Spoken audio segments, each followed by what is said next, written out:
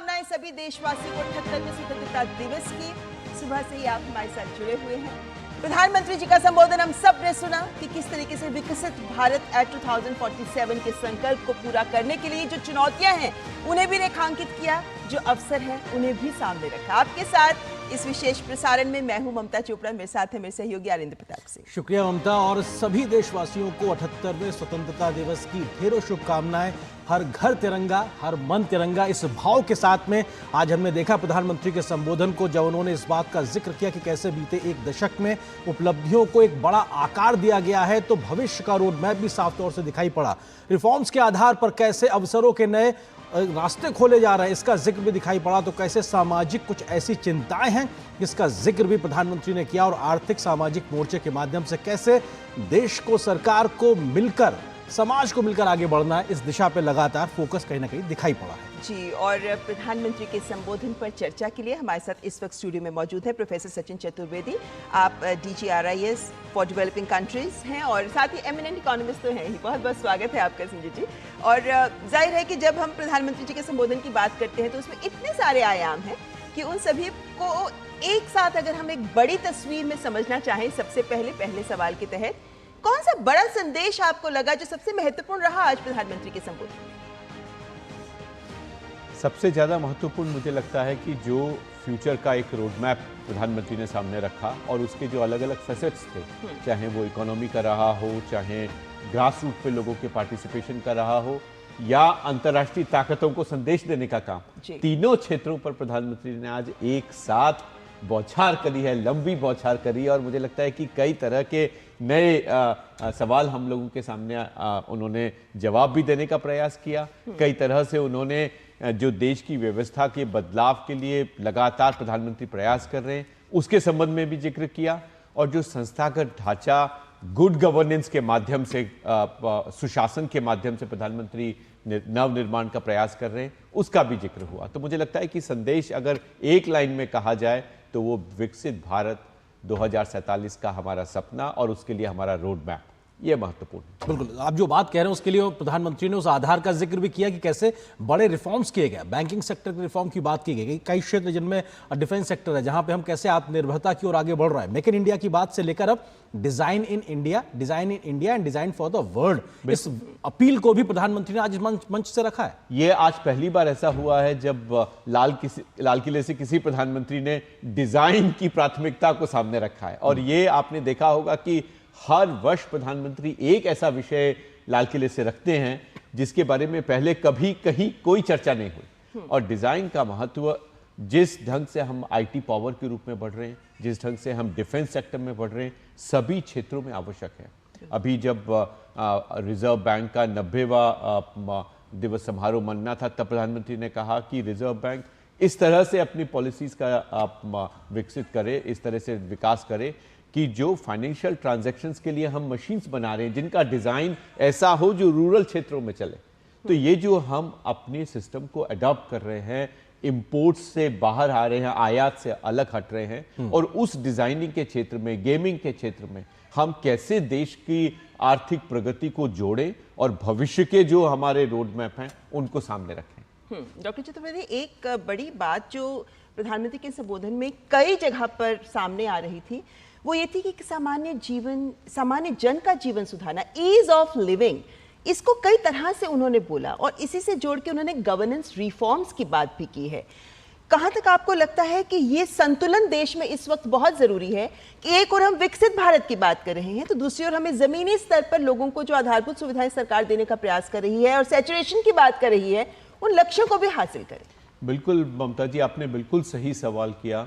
अगर आप देखें आज प्रधानमंत्री के करीब 95 मिनट के भाषण में मैं समझता हूं कि कम से कम 12 या 15 दफ़ा प्रधानमंत्री ने बार बार इस बात का जिक्र किया कि जो प्रयास केंद्र सरकार कर रही है वही प्रयास संभागीय स्तर पर, डिस्ट्रिक्ट लेवल पर भी किए जाएं।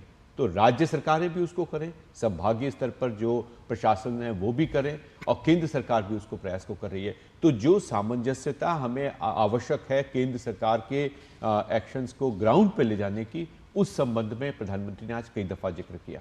अगर हम इकोनॉमिक रिफॉर्म्स की बात करें, उन्होंने हमें याद दिलाया कि ये हमारी मजबूरी नहीं है, ये जिस स्वर्णिम काल के लिए हम आगे बढ़ रहे हैं उसमें ये काम अत्यंत आवश्यक है। और उसी के लिए चाहे फिर रोजगार की बात हो, चाहे एसएचजी महिलाओं की भूमिका हो, लगातार उन्होंने ग्राउंड रियलिटी के बदलने की बात करी। और एक जो महत्वपूर्ण वाक्य प्रधानमंत्री बार बार कहते हैं, आज उन्होंने फिर राज्य सरकारों को ज्यादा नसीहत दी इस संबंध में कि हम इंक्रीमेंटल रिफॉर्म्स की बात ना करें, लीप फ्रॉगिंग की बात करें, छलांग की बात करें। तो वो जो लीप फ्रॉगिंग है, वो जो छलांग है, वो संभागीय स्तर पर, राज्य स्तर पर उतनी ही आवश्यक है जिस आवश्यकता के साथ केंद्र सरकार काम कर रही है। तो ये जो गैप अभी दिख रहा है कि केंद्र सरकार के निर्देश आ रहे हैं, केंद्र सरकार के नियम बन रहे हैं, लेकिन राज्य सरकारें या तो पीछे हैं या उनको और समय लग रहा है, और संभागीय स्तर पर और भी ज्यादा है। तो 15th फाइनेंस कमीशन में एक रोड मैप आया है, और आपने देखा होगा इस बजट का प्रधानमंत्री ने आज 5 दफा जिक्र किया अलग अलग संदर्भों में, लेकिन राज्य सरकारों को 63% ज्यादा पैसा इस बजट में हम लोगों ने दिया है। तो जो पैसा केंद्र सरकार से राज्य सरकारों को जा रहा है वो स्थानीय स्तर पर जाए और सामान्य व्यक्तियों के जीवन में जो बदलाव की बात है वो करें। और ममता जी, एक बात और भी महत्वपूर्ण प्रधानमंत्री ने कही, और वो था कि 1,500 से ज्यादा ऐसे नियम और कायदे बदल दिए गए हैं जिनके कारण लोगों को दिक्कतें बढ़ रही थी और काम नहीं हो पा रहा था, चाहे बिजनेस की बात हो, चाहे बिजनेस क्लोजिंग की बात हो। तो प्रधानमंत्री ने आज उसको भी पूरे ढंग से और पूरे जोर से सामने रखा। ईज ऑफ लाइफ और ईज ऑफ लिविंग को लेकर, ईज ऑफ डूइंग बिजनेस को लेकर भी एक आधार दिखाई पड़ता है। सर, आपने जो बहुत महत्वपूर्ण बात की, राज्यों से प्रधानमंत्री का सीधा था कि साहब, आप जो दुनिया आज आकर्षक के तौर पर भारत की ओर देख रही है, आप ऐसे मौके लेके आइए राज्यों को कि आपके यहाँ निवेश आए। एक महत्वपूर्ण चीज, हर लेवल पे, चाहे वो ग्रामीण पंचायत हो या ऊपर तक हो, सब जगह कम से कम 2 रिफॉर्म करिए, एक तरीके से प्रधानमंत्री ने अपील की है। तीसरी बड़ी बात जिस पे मैं आपका चाहूंगा कमेंट, वो ये कि दुनिया में भारत की तरक्की दुनिया में किसी के लिए संकट या किसी के लिए एक अस्थिति के लिए नहीं है, अस्थिरता के लिए नहीं है। भारत का विकास दुनिया को समग्रता के साथ लेकर, इंक्लूसिविटी के साथ आगे बढ़ने को लेकर, आपको लगता है कि लाल किले की प्राचीर से जब प्रधानमंत्री जब संबोधन देते हैं तो देश में भी और इंटरनेशनली भी उसका एक बड़ा मैसेजिंग है, उसको कैसे आप देखते हैं? देखिए, आपको याद होगा G20 में हमने ये संदेश पुरजोर रूप से सामने रखा था। भारत एक विश्व परिवार के रूप में अपने आप को देखता है, भारत अपने आप को एक विश्व मित्र के रूप में देखता है। ये संदेश हमने बार बार दिया है, और ये संदेश मैं समझता हूँ कि हमें उस बैकड्रॉप में समझना चाहिए जब ग्लोबल साउथ में कुछ ही इकोनॉमीज का विकास हो रहा है। जब चाइना का राइज हुआ तो जिस ढंग से एक एक्सपेंशनरी इकोनॉमी के रूप में चाइना निकल करके आया है, दूसरे देशों की जमीन, चाहे वो फिलीपींस की हो, चाहे वियतनाम के साथ उनका झगड़ा हो, चाहे उनका झगड़ा भूटान के साथ हो, चाहे भारत के साथ हो, तो ये एक एक्सपेंशनरी इकोनॉमी के रूप में चाइना देखा गया है। जिस ढंग से BRI और बाकी इंस्ट्रूमेंट्स आए, भारत का ऐसा सोच नहीं है, और इस सोच को प्रधानमंत्री ने बार बार सामने रखा है कि आप भारत को एक स्वास्थ्य के हब के रूप में देखिए, स्वास्थ्य के क्षेत्र के रूप में देखिए। भारत ने कोविड के समय इस महत्वाकांक्षा को सामने भी रखा है और लोगों के साथ उसको साझा किया है। तो भारत का विकास सहभागिता का संदेश है, भारत का विकास विश्व के विकास में सहयोग का विकास है, और उसको एक थ्रेट के रूप में नहीं देखना चाहिए। तो ये संदेश उन्होंने जहां अंतर्राष्ट्रीय कम्युनिटी को दिया है, अंतर्राष्ट्रीय क्षेत्र को दिया है, वहीं देश में नागरिकों से उन्होंने कहा है कि आप उसी भावना से आए जिसमें हमारे स्वतंत्रता सेनानी थे। अगर वो 40 करोड़ थे तो हम 140 करोड़ हैं, और जब 40 करोड़ बदलाव कर सके तो 140 को इस बदलाव में सहभागिता सामने रखने में क्या दिक्कत हो सकती है? जी बिल्कुल। और ममता, जो आप हम लोग बात कर रहे हैं उसमें एक महत्वपूर्ण चीज ये भी है कि महिला सुरक्षा को लेकर भी प्रधानमंत्री ने बड़ा मुखर संदेश दिया है। से पहले एक सकारात्मक पहलू से अगर मैं शुरुआत करूं, क्योंकि महिलाओं को लेकर एक सकारात्मक पहलू उन्होंने स्वयं सहायता समूह के तौर पर सामने रखा। या ये गौर करना बहुत जरूरी है डॉक्टर चतुर्वेदी कि जब हम कहते हैं स्वयं सहायता समूह, तो उस वक्त हम एक महिला को सशक्त नहीं, परिवार को सशक्त करें, जिसका संकेत भी प्रधानमंत्री ने दिया कि वो निर्णय प्रक्रिया में शामिल हो जाती है, वहां से सामाजिक बदलाव शुरू हो जाता है। 9 लाख करोड़ स्वयं सहायता समूह की महिलाओं को मिल चुका है। हम ड्रोन दीदी, लखपति दीदी, ये तमाम बातें सुनते आ रहे हैं। क्या ये भी एक अहम मार्ग का, हमारे 2047 तक के मार्ग का एक अहम पड़ाव है, आधी आबादी को जमीनी स्तर पर सशक्त करना? बिल्कुल, और उसमें उन्होंने एक बात और महत्वपूर्ण ममता जी कही कि महिलाओं की सहभागिता ही नहीं, उनका नेतृत्व। तो आपको याद होगा G20 में हमने वीमेन लेड डेवलपमेंट एक थीम रखा था, और उसमें बार बार कहा गया था कि अंतर्राष्ट्रीय वित्तीय क्षेत्र में महिलाओं का जो नेतृत्व है वो अत्यंत आवश्यक है और उस नेतृत्व के साथ विश्व का विकास ये महत्वपूर्ण है। तो जो एसएचजी लेवल पे, बॉटम लेवल पे उन्होंने कहा 91 करोड़ महिलाओं का हमने साथ लिया है, 10 करोड़ महिलाएं और 91 करोड़ रुपए हमने उसमें लगाए हैं। तो ये एक महत्वपूर्ण नंबर था और जैसा आपने बिल्कुल सही कहा कि 10 करोड़ की जब हम बात कर रहे हैं तो हम करीब करीब 15 या 20 करोड़ की तो डेफिनेटली बात कर रहे हैं जो उससे प्रभावित हैं, जो उस प्रभाव क्षेत्र में हैं। तो एसएचजी महिलाएं, और आप देख रही होंगी कि अभी जब पीछे प्रधानमंत्री पूसा कृषकों के लिए मिलने के लिए गए थे तब उन्होंने वहां कहा कि जो एसएचजी हैं उनसे आगे बढ़ के महिलाएं अब एफपीओस में आ रही हैं, फार्मर प्रोड्यूसर ऑर्गेनाइजेशंस में आ रही हैं। तो ये जो बदलाव हो रहा है ये एक महत्वपूर्ण कड़ी के रूप में निकल रहा है। तो महिलाओं का नेतृत्व सिर्फ ग्रास रूट लेवल पे नहीं है, शीर्ष पे भी है। आज उन्होंने अपने भाषण में सीईओज की भी चर्चा करी, महिला सीईओज की भी चर्चा करी।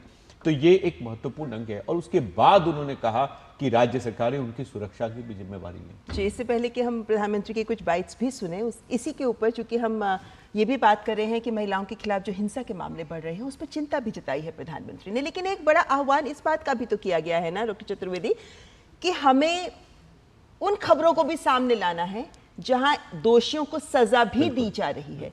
कितना बड़ा महत्वपूर्ण है ये नजरिए में बदलाव, क्योंकि हम ये लगातार देखते हैं कि हिंसा की खबरें तो बहुत प्राथमिकता पाती हैं लेकिन उस पर जो एक्शन लिया गया और इसके कितने आयाम जुड़े हुए हैं, क्योंकि यहाँ पे कन्विक्शन रेट बढ़ाने की भी चुनौती रहेगी एजेंसियों के सामने और भारतीय न्याय संहिता के तहत अब आगे बढ़ने का एक नया स्वरूप भी होगा।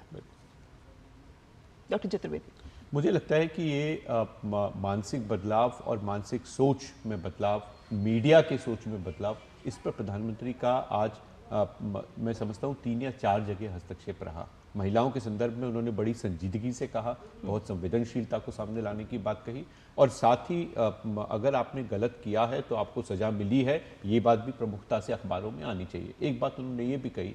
दूसरा उन्होंने ये भी कहा कि जिस आर्थिक और सामाजिक बदलाव की हम बात कर रहे हैं उसमें मानसिकता सबसे बड़ा हमारे लिए एक इम्पेडिमेंट है। जब तक हम वो बदलेंगे नहीं। आपको याद होगा पिछले दफा लाल किले की प्राचीर से ही उन्होंने कहा था कि जब हम समाज के अंदर बच्चियों पर ये लगाते हैं, रेस्ट्रिक्शंस लगाते हैं, तब हमारे बेटों की तरफ भी हमें ध्यान देना चाहिए, उनको हम क्या संस्कार दे रहे हैं। तो आज जो बार बार प्रधानमंत्री ने, आपने देखा होगा 3 दफा उन्होंने अपने भाषण में भारतीय संस्कार की बात करी, तो वो भी एक महत्वपूर्ण है कि हम बच्चियों की सुरक्षा करें लेकिन बच्चों को भी, जो पुरुष हैं उनको भी समाज में उसी संस्कार में ढालने का प्रयास करें। तो ये जो सामाजिक सोच है वो मीडिया में भी वही परिलक्षित होता है जो समाज का सोच है, तो उसको बदलने की बात प्रधानमंत्री ने मूलभूत रूप से कही और वो मैं समझता हूँ ममता जी इस बात में भी महत्वपूर्ण है जो उन्होंने गुड गवर्नेंस का कहा, सुशासन का कहा। जहां जैसे वो कह रहे थे कि माई बाप कल्चर रहा है, हम सरकार से पीड़ित रहे हैं तो भी हमने अपनी बात नहीं रखी, सिटीजन सेंट्रिक सर्विसेज की बात करी। तो जो आम आदमी है उसके अंदर आत्मविश्वास हो, उसमें पॉजिटिविटी हो, ये दोनों मुद्दे इसी बात से जुड़े हैं कि हम किस मानसिकता से ग्रस्त हैं। बिल्कुल, कैसे आगे बढ़ना, ये दिशा भी कहीं ना कहीं देना बड़ा जरूरी है। प्रधानमंत्री ने देश में उठाए जा रहे सुधारात्मक कदमों की वकालत भी की है। उन्होंने कहा कि रिफॉर्म की प्रतिबद्धता 4 दिन की वाहवाही के लिए नहीं की गई है, ये देश की मजबूती के लिए की गई है और ये मजबूरी में नहीं की गई क्योंकि देश मजबूत हो सके, इस लिहाज से बड़ा दृढ़ संकल्प के साथ ये फैसला किया गया। क्या कुछ कहा प्रधानमंत्री ने इस रिफॉर्म्स को लेकर, आइए आपको सुनाते हैं। मिडिल क्लास हो, हमारे वंचित लोग हो, हमारी बढ़ती जाती शहरी आबादी हो, हमारे नौजवानों के सपने हो, संकल्प हो, आकांक्षाएं हो, उनके जीवन में बदलाव लाने के लिए रिफॉर्म का मार्ग हमने चुना। और मैं देशवासियों को विश्वास दिलाना चाहता हूं, रिफॉर्म के प्रति हमारी जो प्रतिबद्धता है वो पिंक पेपर के एडिटोरियल के लिए सीमित नहीं है। हमारे रिफॉर्म्स की ये प्रतिबद्धता है वो 4 दिन की वाहवाही के लिए नहीं है। हमारी रिफॉर्म्स की प्रक्रिया किसी मजबूरी में नहीं है, देश को मजबूती देने के इरादे से है। और इसलिए मैं आज कह सकता हूं रिफॉर्म का हमारा मार्ग एक प्रकार से ग्रोथ की ब्लूप्रिंट बनी हुई है। ये हमारा रिफॉर्म, ये ग्रोथ, ये बदलाव, ये सिर्फ डिबेट क्लब के लिए, इंटेलेक्चुअल सोसाइटी के लिए, एक्सपर्ट लोगों के लिए सिर्फ चर्चा का विषय नहीं है। साथियों, हमने राजनीतिक मजबूरी के कारण नहीं किया। हम जो कुछ भी कर रहे हैं वो राजनीति का भागा गुणा करके नहीं सोचते हैं। हमारा एक ही संकल्प होता है, नेशन फर्स्ट, नेशन फर्स्ट, राष्ट्र हित सुप्रीम। ये मेरा भारत महान बने, इसी संकल्प को लेकर के हम कदम उठाते हैं। आज देश में करीब करीब 3 लाख संस्थाएं काम कर रही है, चाहे पंचायत हो, नगर पंचायत हो, नगर पालिका हो, महानगर पालिका हो, यूटी हो, स्टेट हो, डिस्ट्रिक्ट हो, छोटी मोटी 3 लाख करीब करीब इकाइयां हैं। अगर ये हमारे 3 लाख इकाइयों को मैं आज आह्वान करता हूं कि अगर आप साल में अपने स्तर पर जिन चीजों की जरूरत है सामान्य मानव के लिए 2 रिफॉर्म करें। ज्यादा नहीं कह रहा हूं मेरे साथियों, एक पंचायत हो, एक राज्य सरकार हो, कोई विभाग हो, सिर्फ 1 साल में 2 रिफॉर्म और उसको जमीन पर उतारें। आप देखिए, हम देखते ही देखते 1 साल में करीब करीब 25-30 लाख रिफॉर्म कर सकते हैं। जब 25-30 लाख रिफॉर्म हो जाए तब सामान्य मानवीय का विश्वास कितना बढ़ जाएगा, उसकी शक्ति राष्ट्र को नई ऊंचाई पर ले जाने में कितनी काम आएगी। और इसलिए हम अपने स्तर पर होती है चलती से मुक्ति पाकर के बदलावों के लिए आगे आए, हिम्मत के साथ आगे आए। और सामान्य मानवीय की जरूरत तो छोटी छोटी जरूरत होती है, पंचायत लेवल पर भी वो मुसीबतें झेल रहा है, उन मुसीबतों से हम मुक्ति दिलाएं तो मुझे पक्का विश्वास है कि हम सपनों को पार कर सकते हैं। तो जाहिर है प्रधानमंत्री ने सुधारों को लेकर बहुत सारी बातें और महत्वपूर्ण बातें सामने रखी। मैं से डॉक्टर चतुर्वेदी जुड़े हुए हैं। डॉक्टर चतुर्वेदी, ये कह सकते हैं जो आह्वान किया है प्रधानमंत्री ने कि छोटे छोटे कदमों से हम बड़े लक्ष्य हासिल कर सकते हैं। बिल्कुल सही है, और प्रधानमंत्री ने जैसा हम लोगों को याद भी दिलाया और आपने पहले उसका जिक्र भी किया कि ये कोई हमारी मजबूरी नहीं थी, ये कोई पिंक न्यूज़पेपर्स जैसा आर्थिक हमारे जगत के अखबार हैं उनके एडिटोरियल्स तक भी सीमित नहीं है। ये हमारे कदम कई हिस्सों में, कई क्षेत्रों में आगे बढ़ रहे हैं और हम लगातार इस बात का प्रयास कर रहे हैं कि जिस स्वर्णिम काल की हम बात कर रहे हैं उसमें हम इकोनॉमिक रिफॉर्म्स को कहाँ लेकर के जा रहे हैं। और ये रिफॉर्म्स की चर्चा आज उन्होंने कई क्षेत्रों में करी। आर्थिक क्षेत्र, जहां उन्होंने सबसे बड़ा उदाहरण आज बैंकिंग का दिया कि कैसे बैंक के क्षेत्र में हमने सुधार किए, हम एनपीएस को नीचे लेकर के आ पाए। और वो आज आप देखेंगे कि जो स्ट्रीट वेंडर्स हैं, स्ट्रीट वेंडर्स के लिए जो स्कीम्स आपने कोविड के समय में शुरू करने का आज प्रधानमंत्री ने जिक्र किया, वो आज एक महत्वपूर्ण कड़ी के रूप में उन लोगों का बैंक के साथ जुड़ाव के रूप में देखी जा सकती है। तो बैंक के सुधार सिर्फ हमारे एक एनपीए क्राइसिस से निपटने के लिए नहीं थे। आज आप देखेंगे कि सारे बैंक, पब्लिक सेक्टर बैंक्स, जिनको कभी बंद करने की या प्राइवेटाइज करने की चर्चाएं हो रही थी, आज चर्चा इस बात की है कि उनकी तरफ से कितना डिविडेंड किसकी तरफ से आया है। तो ये इकोनॉमिक रिफॉर्म्स कई महत्वपूर्ण क्षेत्रों में आए हैं। अगर आप देखें, गवर्नमेंट का प्रोक्योरमेंट है, चाहे आप फॉरेन डायरेक्ट इन्वेस्टमेंट की बात है, चाहे पीएलआई स्कीम की जुड़ने की बात है, तो उसमें हम लगातार देख रहे हैं कि इन क्षेत्रों में कई तरह से इकोनॉमिक रिफॉर्म्स सामने लाए गए हैं। और वही आज उसका उन्होंने एक्सपोर्ट्स के रूप में, आज उन्होंने विकास के क्षेत्र में जहां हम एक्सपोर्ट्स को बढ़ाने की बात कर रहे हैं, ट्रेड में अपने भागीदारी को बढ़ाने की बात कर रहे हैं, तो वो दोनों तीनों पहलुओं पर उन्होंने आज लगातार अलग अलग पर्सपेक्टिव्स में, अलग अलग क्षेत्रों में उन बातों को सामने रखा। इकोनॉमिक रिफॉर्म्स का दूसरा उन्होंने बड़ा उदाहरण दिया जिसका अरविंद जी आप पहले जिक्र कर रहे थे, और वो था कि हर राज्य कम से कम 2 ऐसे रिफॉर्म करे जो आम आदमी के जीवन में बदलाव ला सके। तो ये राज्यों के लिए भी आज था कि केंद्र सरकार तो कर रही है, लेकिन आप लोग क्या कर रहे हैं, आपके सामने क्या मुद्दा है और आप उसको कैसे लॉजिकल एंड तक लेकर के जा रहे हैं। प्रधानमंत्री ने इस बात पर भी जोर दिया कि जो प्रशासनिक इकाइयां सीधे लोगों के साथ जुड़ी हुई हैं, पंचायत स्तर से लेकर निगम, नगर निगम तक लेकर इत्यादि, वो कम से कम 2 रिफॉर्म साल में जरूर बिल्कुल। और उसका उन्होंने ये भी जिक्र करा, अगर आपने उसका आगे का वाक्य भी उनका अगर देखें तो क्या होता है कि ये लोग राज्य और डिस्ट्रिक्ट लेवल पे वो लोग शुरू तो करते हैं रिफॉर्म, पूरा प्रोसेस होते होते 5 साल, 8 साल, 10 साल लग जाते हैं और कई तरह की शुरुआत कर देते हैं। तो उन्होंने कहा कि नहीं, 2 ही लो और 2 को लेके खत्म करो और फिर अगले 2 लो। तो ये जो आज एक उनका संदेश है कि हम शुरू करें और उसको समाप्त भी करें जी। तो आज जो 1,500 नियम कायदों को उन्होंने शेल्फ करने की बात करी, वो इसलिए भी महत्वपूर्ण है कि हम शुरू करके बात को खत्म बिल्कुल गैर जरूरी चीजें हमारी आम जीवन में बाधा ना पड़े, ये बहुत जरूरी है। और ये तमाम रिफॉर्म्स के माध्यम से सबसे बड़ा फोकस देश के युवाओं पे है, क्योंकि उनके लिए नए अवसरों की संभावनाएं लगातार बढ़ेंगी। जो देश के युवा अगर विकास करेंगे तो देश विकास करेगा और उस लिहाज से हम एक नए मुकाम तक पहुंचेंगे। फिलहाल एक छोटे से ब्रेक के लिए रुकते हैं, बहुत जल्द वापस आते हैं। प्रधानमंत्री के संबोधन पे ये चर्चा लगातार जारी रहेगी। फिलहाल एक छोटे से ब्रेक के लिए रुकते हैं।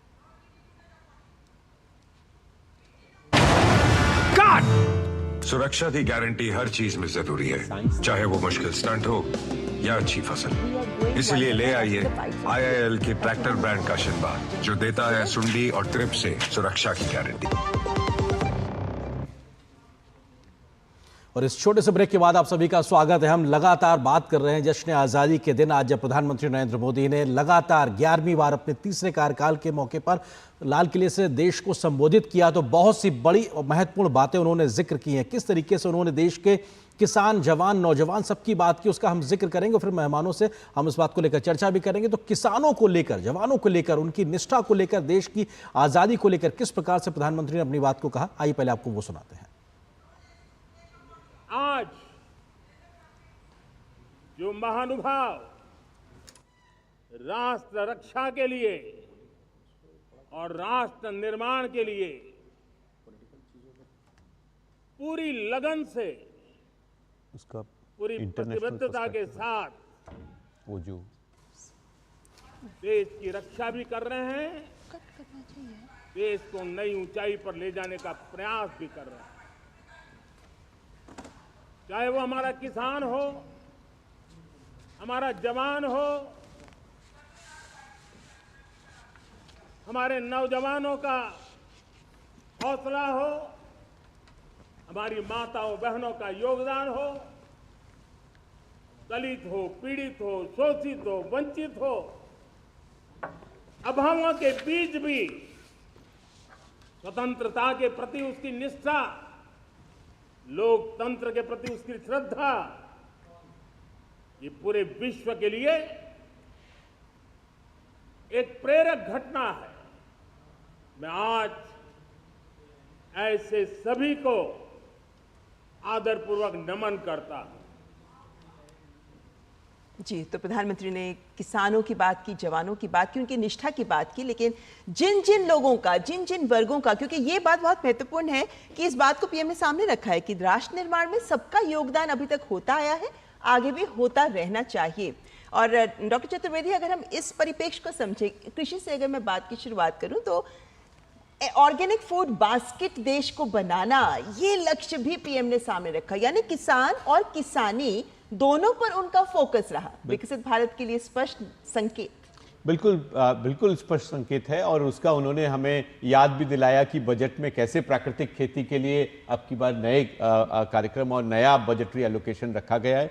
उन्होंने न्यूट्रिशन की भी एक महत्वपूर्ण बात करी, जो बच्चों के लिए आवश्यक है। दोनों बातों को उन्होंने जोड़ा। उन्होंने साथ में SHG की महिलाओं और उनका भी आह्वान किया कि वो न्यूट्रिशन की बात को आगे लेकर के जाएं। कृषक और कृषक से जुड़ी तमाम समस्याओं को उन्होंने 2 या 5 सेंटेंस में सामने लाने का प्रयास किया। लेकिन कृषि के संबंध में आज प्रधानमंत्री का संबोधन का एक महत्वपूर्ण संदेश हमें केमिकल फ्री एग्रीकल्चर प्रोडक्शन सामने लेकर के आने की बात है।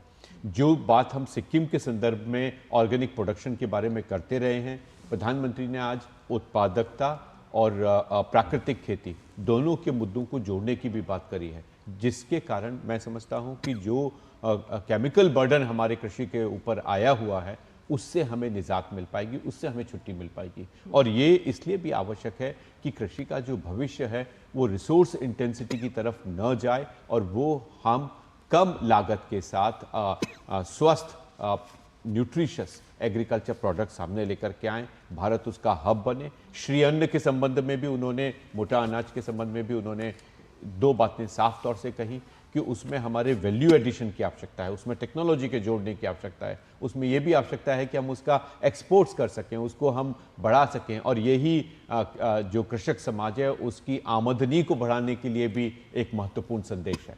सर, प्रधानमंत्री ने इस बात का भी जिक्र किया कि हर सेक्टर में हमें नई टेक्नोलॉजी को लेकर आने की ज़रूरत है। एग्रीकल्चर को लेकर भी उन्होंने इस बात को साफ तौर से कहा। आपको लगता है कि एग्रीकल्चर में परंपरागत खेती के साथ में न्यू टेक्नोलॉजी को जोड़ना और प्राकृतिक खेती जैसे सिद्धांतों पर तेज गति से आगे बढ़ने का जो एक आधार तैयार हुआ है, शायद वही है कि आज हम दुनिया की खाद्य ज़रूरतों को पूरा करने के लिए भी अपनी क्षमताओं को तेज गति से आगे बढ़ाते दिखाई पड़? बिल्कुल, आप देखिए, जब से रशिया यूक्रेन वॉर शुरू हुई है और यूक्रेन एक जो ब्रेड बास्केट कहा जाता था वो जब से प्रभावित हुआ है, भारत ने लगातार इस बात के प्रयास किए हैं कि हम देश को की तरफ से, चाहे वो मध्य प्रदेश रहा हो, चाहे महाराष्ट्र रहा हो, छत्तीसगढ़ से, तीनों जगह से हम पैडी का एक्सपोर्ट लगातार बढ़ा सके हैं। और ये महत्वपूर्ण कोशिश इस का संकेत है कि हमने टेक्नोलॉजी का भरपूर इस्तेमाल किया है।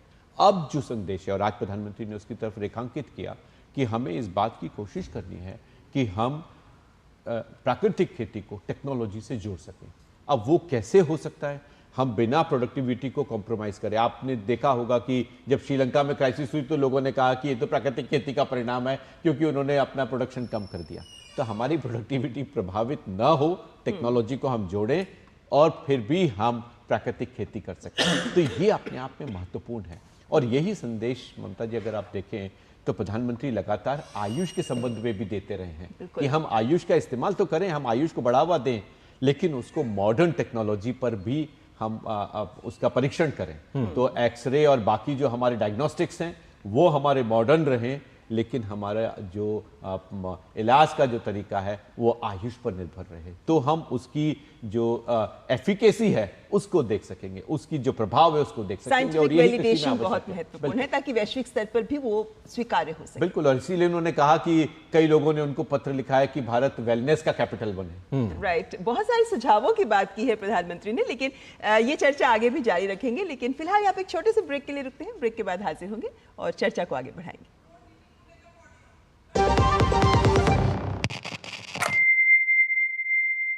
जय भारत, जय भारत, जय भारत, जय जय भारत। आसमान पे हम छाएंगे, जो करना है कर जाएंगे, रोक सको तो रोक के देखो, अब ना रोके जाएंगे। जय भारत, जय भारत, जय भारत, जय जय भारत। सोने की चिड़िया था अपना भारत हमको ज्ञात है, फिर ऐसे ही भारत का निर्माण करो तो बात है।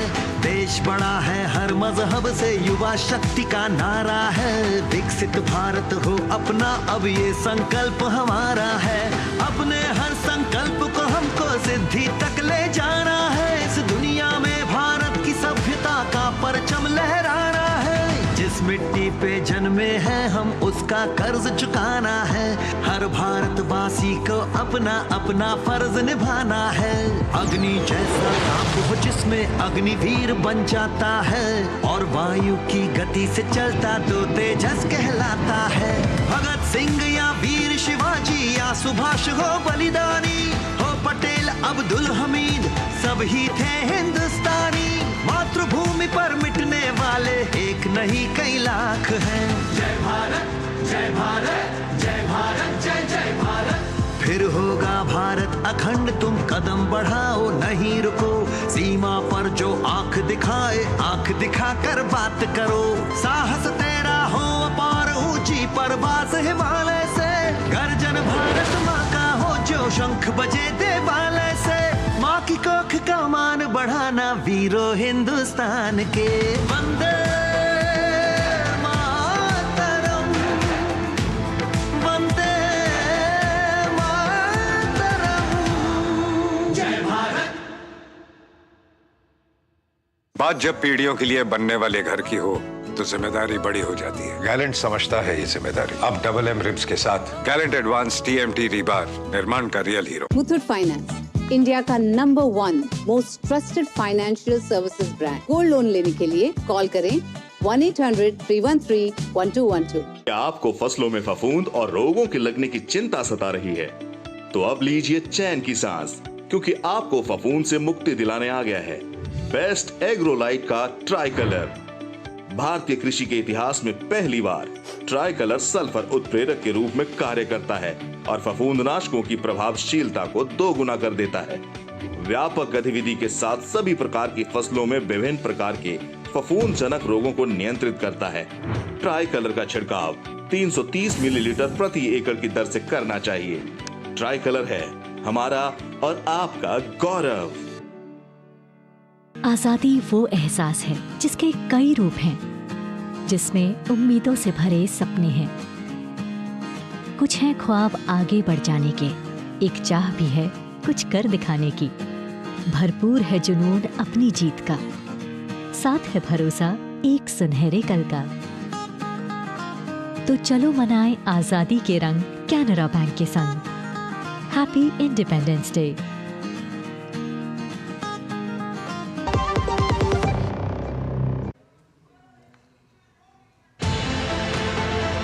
देश के 78वें स्वतंत्रता दिवस पर प्रस्तुत करेंगे आपके सामने आजादी की वीरांगनाओं की महान गाथा।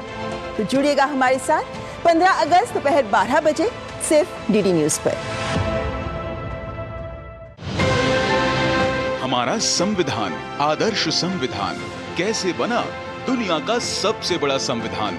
किसने बनाया हमारा संविधान? क्या है भारत के संविधान की विशेषताएं? संविधान में संशोधन के लिए क्या है प्रावधान? देखिए भारतीय संविधान की पूरी कहानी। लोकतंत्र का आधार हमारा संविधान, सिर्फ डीडी न्यूज पर।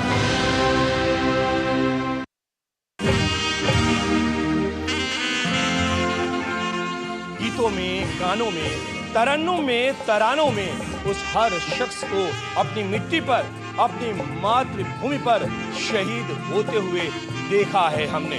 वतन वतन मेरे आबाद रहे तू, जिंदगी मौत ना बन जाए, संभालो यारो।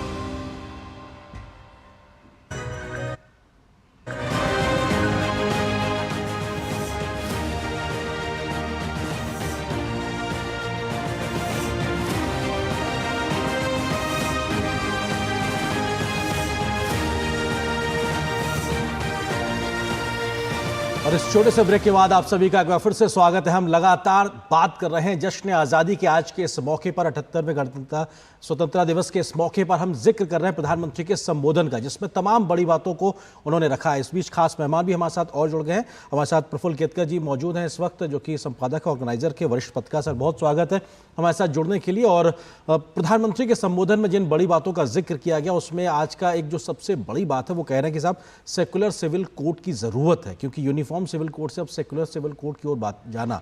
आपको लगता है कि ये एक बड़ा संदेश लाल किले की प्राचीर से प्रधानमंत्री ने दिया? प्रफुल्ल जी देखिए, यूनिफॉर्म सिविल कोड होने का अर्थ ही यही है कि वो सेक्युलर है, वो समान है और इर्रिस्पेक्टिव ऑफ रिलीजन है, इसलिए सेक्युलर है। दुर्भाग्य की बात यह है कि हमने रिलीजियस कोड्स को अलग अलग करके फिर कहा कि यह सेक्युलरिज्म है सबके लिए। जैसे डॉक्टर बाबा साहब आंबेडकर ने जब इस पर चर्चा हो रही थी संविधान सभा में, तो कहा था कि ये कैसी विडंबना है, क्रिमिनल कोड तो सबके लिए समान है, सिविल कोड हम अलग अलग सोच रहे हैं। तो और सिविल कोड में भी हम किन विषयों पर सोच रहे हैं? लैंड डिस्प्यूट है तो उसमें कोई प्रॉब्लम नहीं है, वो सिविल कोड सबके लिए कॉमन ही है, यूनिफॉर्म ही है। विवाह, मैरिज, डिवोर्स, सक्सेशन, इनहेरिटेंस, इसमें महिलाओं के अधिकार, बच्चों के अधिकार, इसमें जाति उपासना पद्धति के आधार पर भेद करके हम कह रहे हैं कि यह सेक्युलरिज्म है। तो सेक्युलर कोड तो पूरे दुनिया भर में कहीं पे भी सिविल कोड है, वो नेशनल सिविल कोड कहिए, सेक्युलर सिविल कोड कहिए, वो सबके लिए समान है। कहीं पे भी वो किसी भी उपासना पद्धति के आधार पर, पंथ के आधार पर कोड की रचना अलग अलग नहीं है। और इसलिए मुझे लगता है, और प्रधानमंत्री ने जो कॉल दिया सारे ही पॉलिटिकल पार्टीज को भी, पूरे देश को भी, कि इस पर मंथन तो करो, इस पर चर्चा तो करो। आइडिया को आप चर्चा करने से पहले ही स्टैम्प करके रिजेक्ट कर देने की ये जो परंपरा शुरू हुई है, ये लोकतंत्र के लिए अच्छा लक्षण नहीं है। तो दो मुद्दों के बारे में उन्होंने जो कॉल दिया, एक वन नेशन वन इलेक्शन के बारे में और दूसरा ये सिविल कोड के बारे में, इस पर मुझे लगता है कि सारे डायमेंशंस को लेकर हमारे पॉलिटिकल या रिलीजियस जो हमारे विचार हो, उनसे परे जाकर राष्ट्रीय दृष्टिकोण से सबके लिए ये क्या होना चाहिए, कैसे होना चाहिए, कैसे अच्छी तरीके से इम्प्लीमेंट हो सकता है, इस पर सुझाव भी आ सकते हैं। तो मुझे लगता है कि ये प्रयास इस अर्थ में ये कॉल था। जी, तो ऐसे में सेक्युलर सिविल कोड को लेकर प्रधानमंत्री ने जो बोला है, क्योंकि उन्होंने सेक्युलर सिविल कोड की वकालत की, उन्होंने कहा कि इससे समाज में भेदभाव मिट जाएगा। तो प्रधानमंत्री ने किन शब्दों के साथ इस बात को सामने रखा, ये सुनते हैं। हमारे देश में सुप्रीम कोर्ट ने बार बार यूनिफॉर्म सिविल कोड को लेकर के चर्चा की है, अनेक बार आदेश दिए हैं, क्योंकि देश का एक बहुत बड़ा वर्ग मानता है और उसमें सच्चाई भी है कि जिस सिविल कोड को हम लेकर के जी रहे हैं, वो सिविल कोड सचमुच में तो एक प्रकार का कम्युनल सिविल कोड है, भेदभाव करने वाला सिविल कोड है। ऐसे सिविल कोड से जब संविधान के 75 वर्ष मना रहे हैं और संविधान की भावना भी जो हमें कहती है करने के लिए, देश की सुप्रीम कोर्ट भी हमें कहती है करने के लिए, और तब जो संविधान निर्माताओं का सपना था, उस सपने को पूरा करना हम सबका दायित्व है। और मैं मानता हूं इस गंभीर विषय पर देश में चर्चा हो, व्यापक चर्चा हो, हर कोई अपने विचारों को लेकर के आए और उन कानूनों को, जो कानून धर्म के आधार पर देश को बांटते, जो ऊंच नीच का कारण बन जाते हैं, ऐसे कानूनों को आधुनिक समाज में कोई स्थान नहीं हो सकता है। और इसलिए मैं तो कहूंगा, अब समय की मांग है कि देश में एक सेकुलर सिविल कोड हो।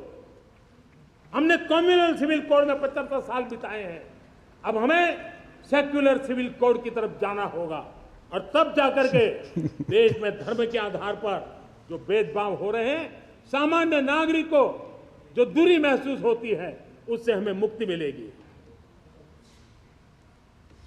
प्रफुल्ल जी, क्योंकि इसी बात को थोड़ा सा फिर से समझना चाहेंगे, क्योंकि सेक्युलर सिविल कोड की बात जब प्रधानमंत्री करते हैं तो क्या दशकों तक इस प्रकार की चर्चा से जानबूझकर एक परहेज किया गया, और अब जब चर्चा की बात हो रही तो एकदम से लगता है कि साहब आप क्यों इस विषय को छेड़ रहे हैं? आपको लगता है कि समाज में इस बात को भी समझने की जरूरत है कि इसके पीछे किस प्रकार की एक सोच रही है कि ऐसी चर्चाओं को आपने उस पर पब्लिक फोरम पे लाए नहीं है आप? जी, ऐसा है कि जब 1937 में पहली बार रिलीजियस आधार पर कोड बनने शुरू हुए तो उस समय उस पर चर्चा हो रही थी। जब संविधान सभा बनी तो उस पर चर्चा हो रही थी। उसके बाद जब हिंदू कोड बिल आया तो तब भी उस पर व्यापक चर्चा हुई। आप देखिए, भारत में जो मूल संविधान था उसमें सेक्युलरिज्म ये शब्द नहीं था, लेकिन सबके साथ समान व्यवहार होना चाहिए ये भावना थी। राजनीति उपासना पद्धति के आधार पर भेद नहीं करेगी ये भावना थी। 1975 में जब आपातकाल आया तो उस आपातकाल के समय जब विरोधी सारे दल के नेता जेल में थे, इस पर कोई चर्चा नहीं हुई और सेक्युलरिज्म शब्द हमारे संविधान के प्रस्तावना में आया। उसके बाद क्या हुआ है दुर्भाग्य से कि जो आज प्रधानमंत्री जी ने जो कहा कि वास्तविक रूप में कम्युनल कोड है। देखिए, आप इस उपासना पद्धति के हो इसलिए आपके लिए ये कोड है, आप इस उपासना पद्धति के हो आप इसलिए आपके लिए ये कोड है। सरकार या राज्य आपके साथ न्याय करते हुए उस कोड के हिसाब से करेगा, आपके कोड्स अलग होंगे। ये तो ना लोकतांत्रिक व्यवस्था के लिए अच्छा है, ना सेक्युलरिज्म के साथ जाता है। लेकिन जो कम्युनल था उसी को सेक्युलर बनाया गया, और जो सही में सेक्युलर होना चाहिए, सेक्युलर का अर्थ है कि धर्म का सिविल कोड से कोई संबंध नहीं होगा, इर्रिस्पेक्टिव ऑफ आपकी उपासना पद्धति कोई भी हो, आपके लिए एक जैसे सारे कानून होंगे, चाहे वो जमीन के हो, चाहे वो इनहेरिटेंस के हो, चाहे वो विवाह के हो। आपकी प्रथाएं हो सकती है जी, आप अलग अलग तरीके से आपकी विवाह की रस्में निभा सकते हो, आपके रिचुअल्स हो सकते हैं, लेकिन जब उसके रजिस्ट्रेशन की बारी आएगी, बच्चों को उसके संपत्ति के अधिकार की बात आएगी, उसके संबंध में चाहे रजिस्ट्रेशन या फिर डिवोर्स की बात आएगी, तो ऐसे में या डिवोर्स कहीं किसी केस में होता है तो उसमें आपको जो मेंटेनेंस देना है उसके संबंध में बात आएगी, तो उसमें सबके लिए कानून एक जैसा होगा। ये मूल उसका स्पिरिट सेक्युलर सिविल कोड का। और पूरे विश्व के आप लोकतांत्रिक व्यवस्था में देखेंगे तो सब जगह पर सिविल कोड ये सबके लिए एक जैसा है और वो सेक्युलर लाइंस पर है, उस देश की प्रकृति के अनुसार, उस देश की परंपरा के अनुसार बना हुआ है। उसमें कहीं पे भी रिलीजन का कोई लेना देना नहीं है। और ये बात समझनी जरूरी है कि डॉक्टर चतुर्वेदी, इसी को, हालांकि हम इसको हमेशा धर्म के परिप्रेक्ष्य में देखने की कोशिश करते हैं यूनिफॉर्म सिविल कोड को, लेकिन क्या इसको हमें एक और व्यापक आयाम में देखने की भी जरूरत है कि अगर हमें विकसित भारत बनाना है तो इसका मतलब है कि देश का जन जन विकास से जुड़े, और इस विकास के आयाम सिर्फ आर्थिक नहीं होते, सामाजिक भी होते हैं। बिल्कुल सही है। और जैसा प्रधानमंत्री ने आज कहा कि हमारे मानसिक सोच को बदलने की आवश्यकता है, और जैसा उन्होंने कहा कि कई नियम कायदे भी ऐसे हैं जिनको बदला गया है, जिनको बदलने की आवश्यकता है, और जब समाज एक ही धरातल पर होगा तो विकास में उनकी सहभागिता, इस यात्रा में उनका जुड़ जाना, समाज के हर हिस्से का जुड़ जाना अत्यंत आवश्यक है। और इसलिए देश को जाति के आधार पे, धर्म के आधार पर ये जो बांटने की साजिशें वर्षों से चलती रही हैं, उनको हमें नकारना भी होगा। और प्रधानमंत्री ने इस बारे में ये भी महत्वपूर्ण संदेश दिया कि ऐसा न हो, इसके लिए बाहर की विदेशी ताकतों की भी लगातार मदद ली गई है और ली जा रही है। उस पर भी प्रधानमंत्री ने आज एक इशारा भी किया और उनको आगाह भी किया कि वो इससे, भारत से दूर रहने का प्रयास करें। जनशक्ति उसको नकारेगी, उसको तोड़ेगी और उसको हटाएगी। तो ये जो स्वर्णिम भारत के विकास की हमारी यात्रा है, उसमें सभी को साथ में लेना है और सभी को एक धरातल से आगे लेकर के जाना है। तो ये विकास का एक महत्वपूर्ण मंत्र आज प्रधानमंत्री ने सामने रखा है। जी, लेकिन प्रफुल्ल जी, ये जो बात की है डॉक्टर चतुर्वेदी ने, इसी को आगे बढ़ाना चाहूंगी कि ये जो विभाजनकारी ताकतें हैं, जो विकृत मानसिकता वाले लोग हैं, किस किस स्तर पर, कहां कहां, कैसे कैसे स्वरूप में ये सामने आते रहे हैं। प्रधानमंत्री एक सेंटेंस में बहुत कुछ चीजों का संकेत दे रहे हैं जिनको हम समझना चाहते हैं। प्रधानमंत्री के इस बयान के पीछे भी क्या गहरी सोच थी और किन से सावधान कर रहे थे प्रधानमंत्री? देखिए, दो स्तर पर मुझे लगता है उन्होंने इशारा किया। एक, उन्होंने कहा कि अंदरूनी स्तर पर एक छोटा ऐसा वर्ग है जो हमारे विकास को देखना नहीं चाहता, एक निराशा की विकृति उनमें आ गई है और वो हर चीज को नकारात्मक दृष्टि से देखते हैं और वो भारत के होने वाले विकास को ही उससे ही खुश नहीं है, क्योंकि उनको लगता है कि जब तक मेरा स्वार्थ पूरा नहीं होता तब तक भारत का विकास नहीं हुआ। ये मानसिकता बनी हुई है। लेकिन जो दूसरा इशारा था वो मुझे लगता है कि वैश्विक परिप्रेक्ष्य में बहुत महत्वपूर्ण था, खास करके जिस तरह की डेवलपमेंट्स अभी बांग्लादेश में हुई है या और जगह पे भी लोकतांत्रिक व्यवस्थाओं में हस्तक्षेप करने का जिस तरह से प्रचलन बढ़ा है, नॉन वायलेंट प्रोटेस्ट के नाम पर अनार्की को बढ़ाना, लोकतांत्रिक व्यवस्थाओं को चुनौती देना, मीडिया का दुरुपयोग करते हुए, टेक्नोलॉजी का दुरुपयोग करते हुए, एआई जैसे इंस्ट्रूमेंट्स का दुरुपयोग करते हुए, कलर्ड रिवॉल्यूशन का नाम उसको देना, और फिर उसके बाद जो व्यवस्था बनती है वो इतनी ज़्यादा, मतलब कोई लोकतांत्रिक व्यवस्था परफेक्ट होती है ऐसा नहीं है, लेकिन आपको उसमें से हर समाज, हर देश उसमें से रास्ते निकालने का प्रयास करता है। लेकिन ये जब बाहर से थोपने का प्रयास होता है, कभी ह्यूमन राइट्स के नाम पर, कभी डेमोक्रेटिक राइट्स के नाम पर, कभी फ्रीडम ऑफ स्पीच के नाम पर, और ऐसे प्रोटेस्ट को आकार देने का प्रयास होता है कि वो किसी सरकार के संबंध में नहीं रह जाता, किसी मुद्दे पर नहीं रह जाता, वो देश विरोधी हो जाता है, वो पूरी व्यवस्था को इस तरह से उखाड़ के फेंक देता है कि जिसके कारण कोई व्यवस्था, एक अराजकता फैलती है और उसके बाद कट्टरता और अराजकता, इन दोनों का ही शासन चलता है। संविधान और लोकतांत्रिक व्यवस्थाएं टिकती नहीं है। एक ही सेंटेंस में प्रधानमंत्री जी ने ये कहा, लेकिन उसके साथ उन्होंने आगे जो कहा वो बड़ा महत्वपूर्ण है। उन्होंने विश्व समुदाय से एक तरीके से ये अपील की, उनको भारत के विकास से डरने की जरूरत नहीं है, क्योंकि भारत का विकास ये हमेशा विश्व कल्याणकारी दृष्टि का विकास रहा है। और इसलिए वो जो जिस दृष्टि से विकास को देखते रहे, जिसको जीरो सम गेम कहा जाता है, वन अपमनशिप कहा जाता है, एक तरीके से मुझे अपना विकास करना है तो किसी के कॉस्ट पर करना है, मुझे आगे बढ़ना है तो किसी को दबाना है, इस मानसिकता से भारत ने कभी भी भारत की अवधारणा नहीं रही, भारत के विकास की अवधारणा नहीं रही।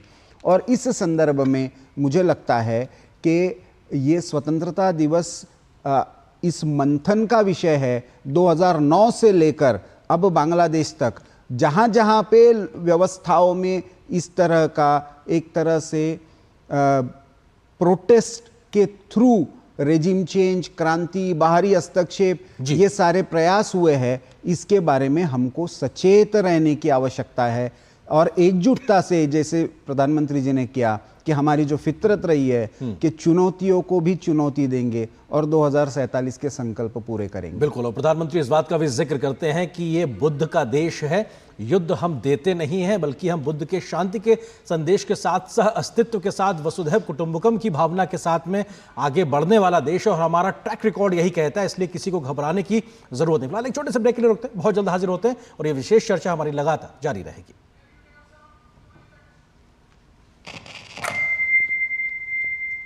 जय भारत, जय भारत, जय भारत, जय जय भारत। आसमान पे हम छाएंगे, जो करना है कर जाएंगे, रोक सको तो रोक के देखो, अब ना रोके जाएंगे।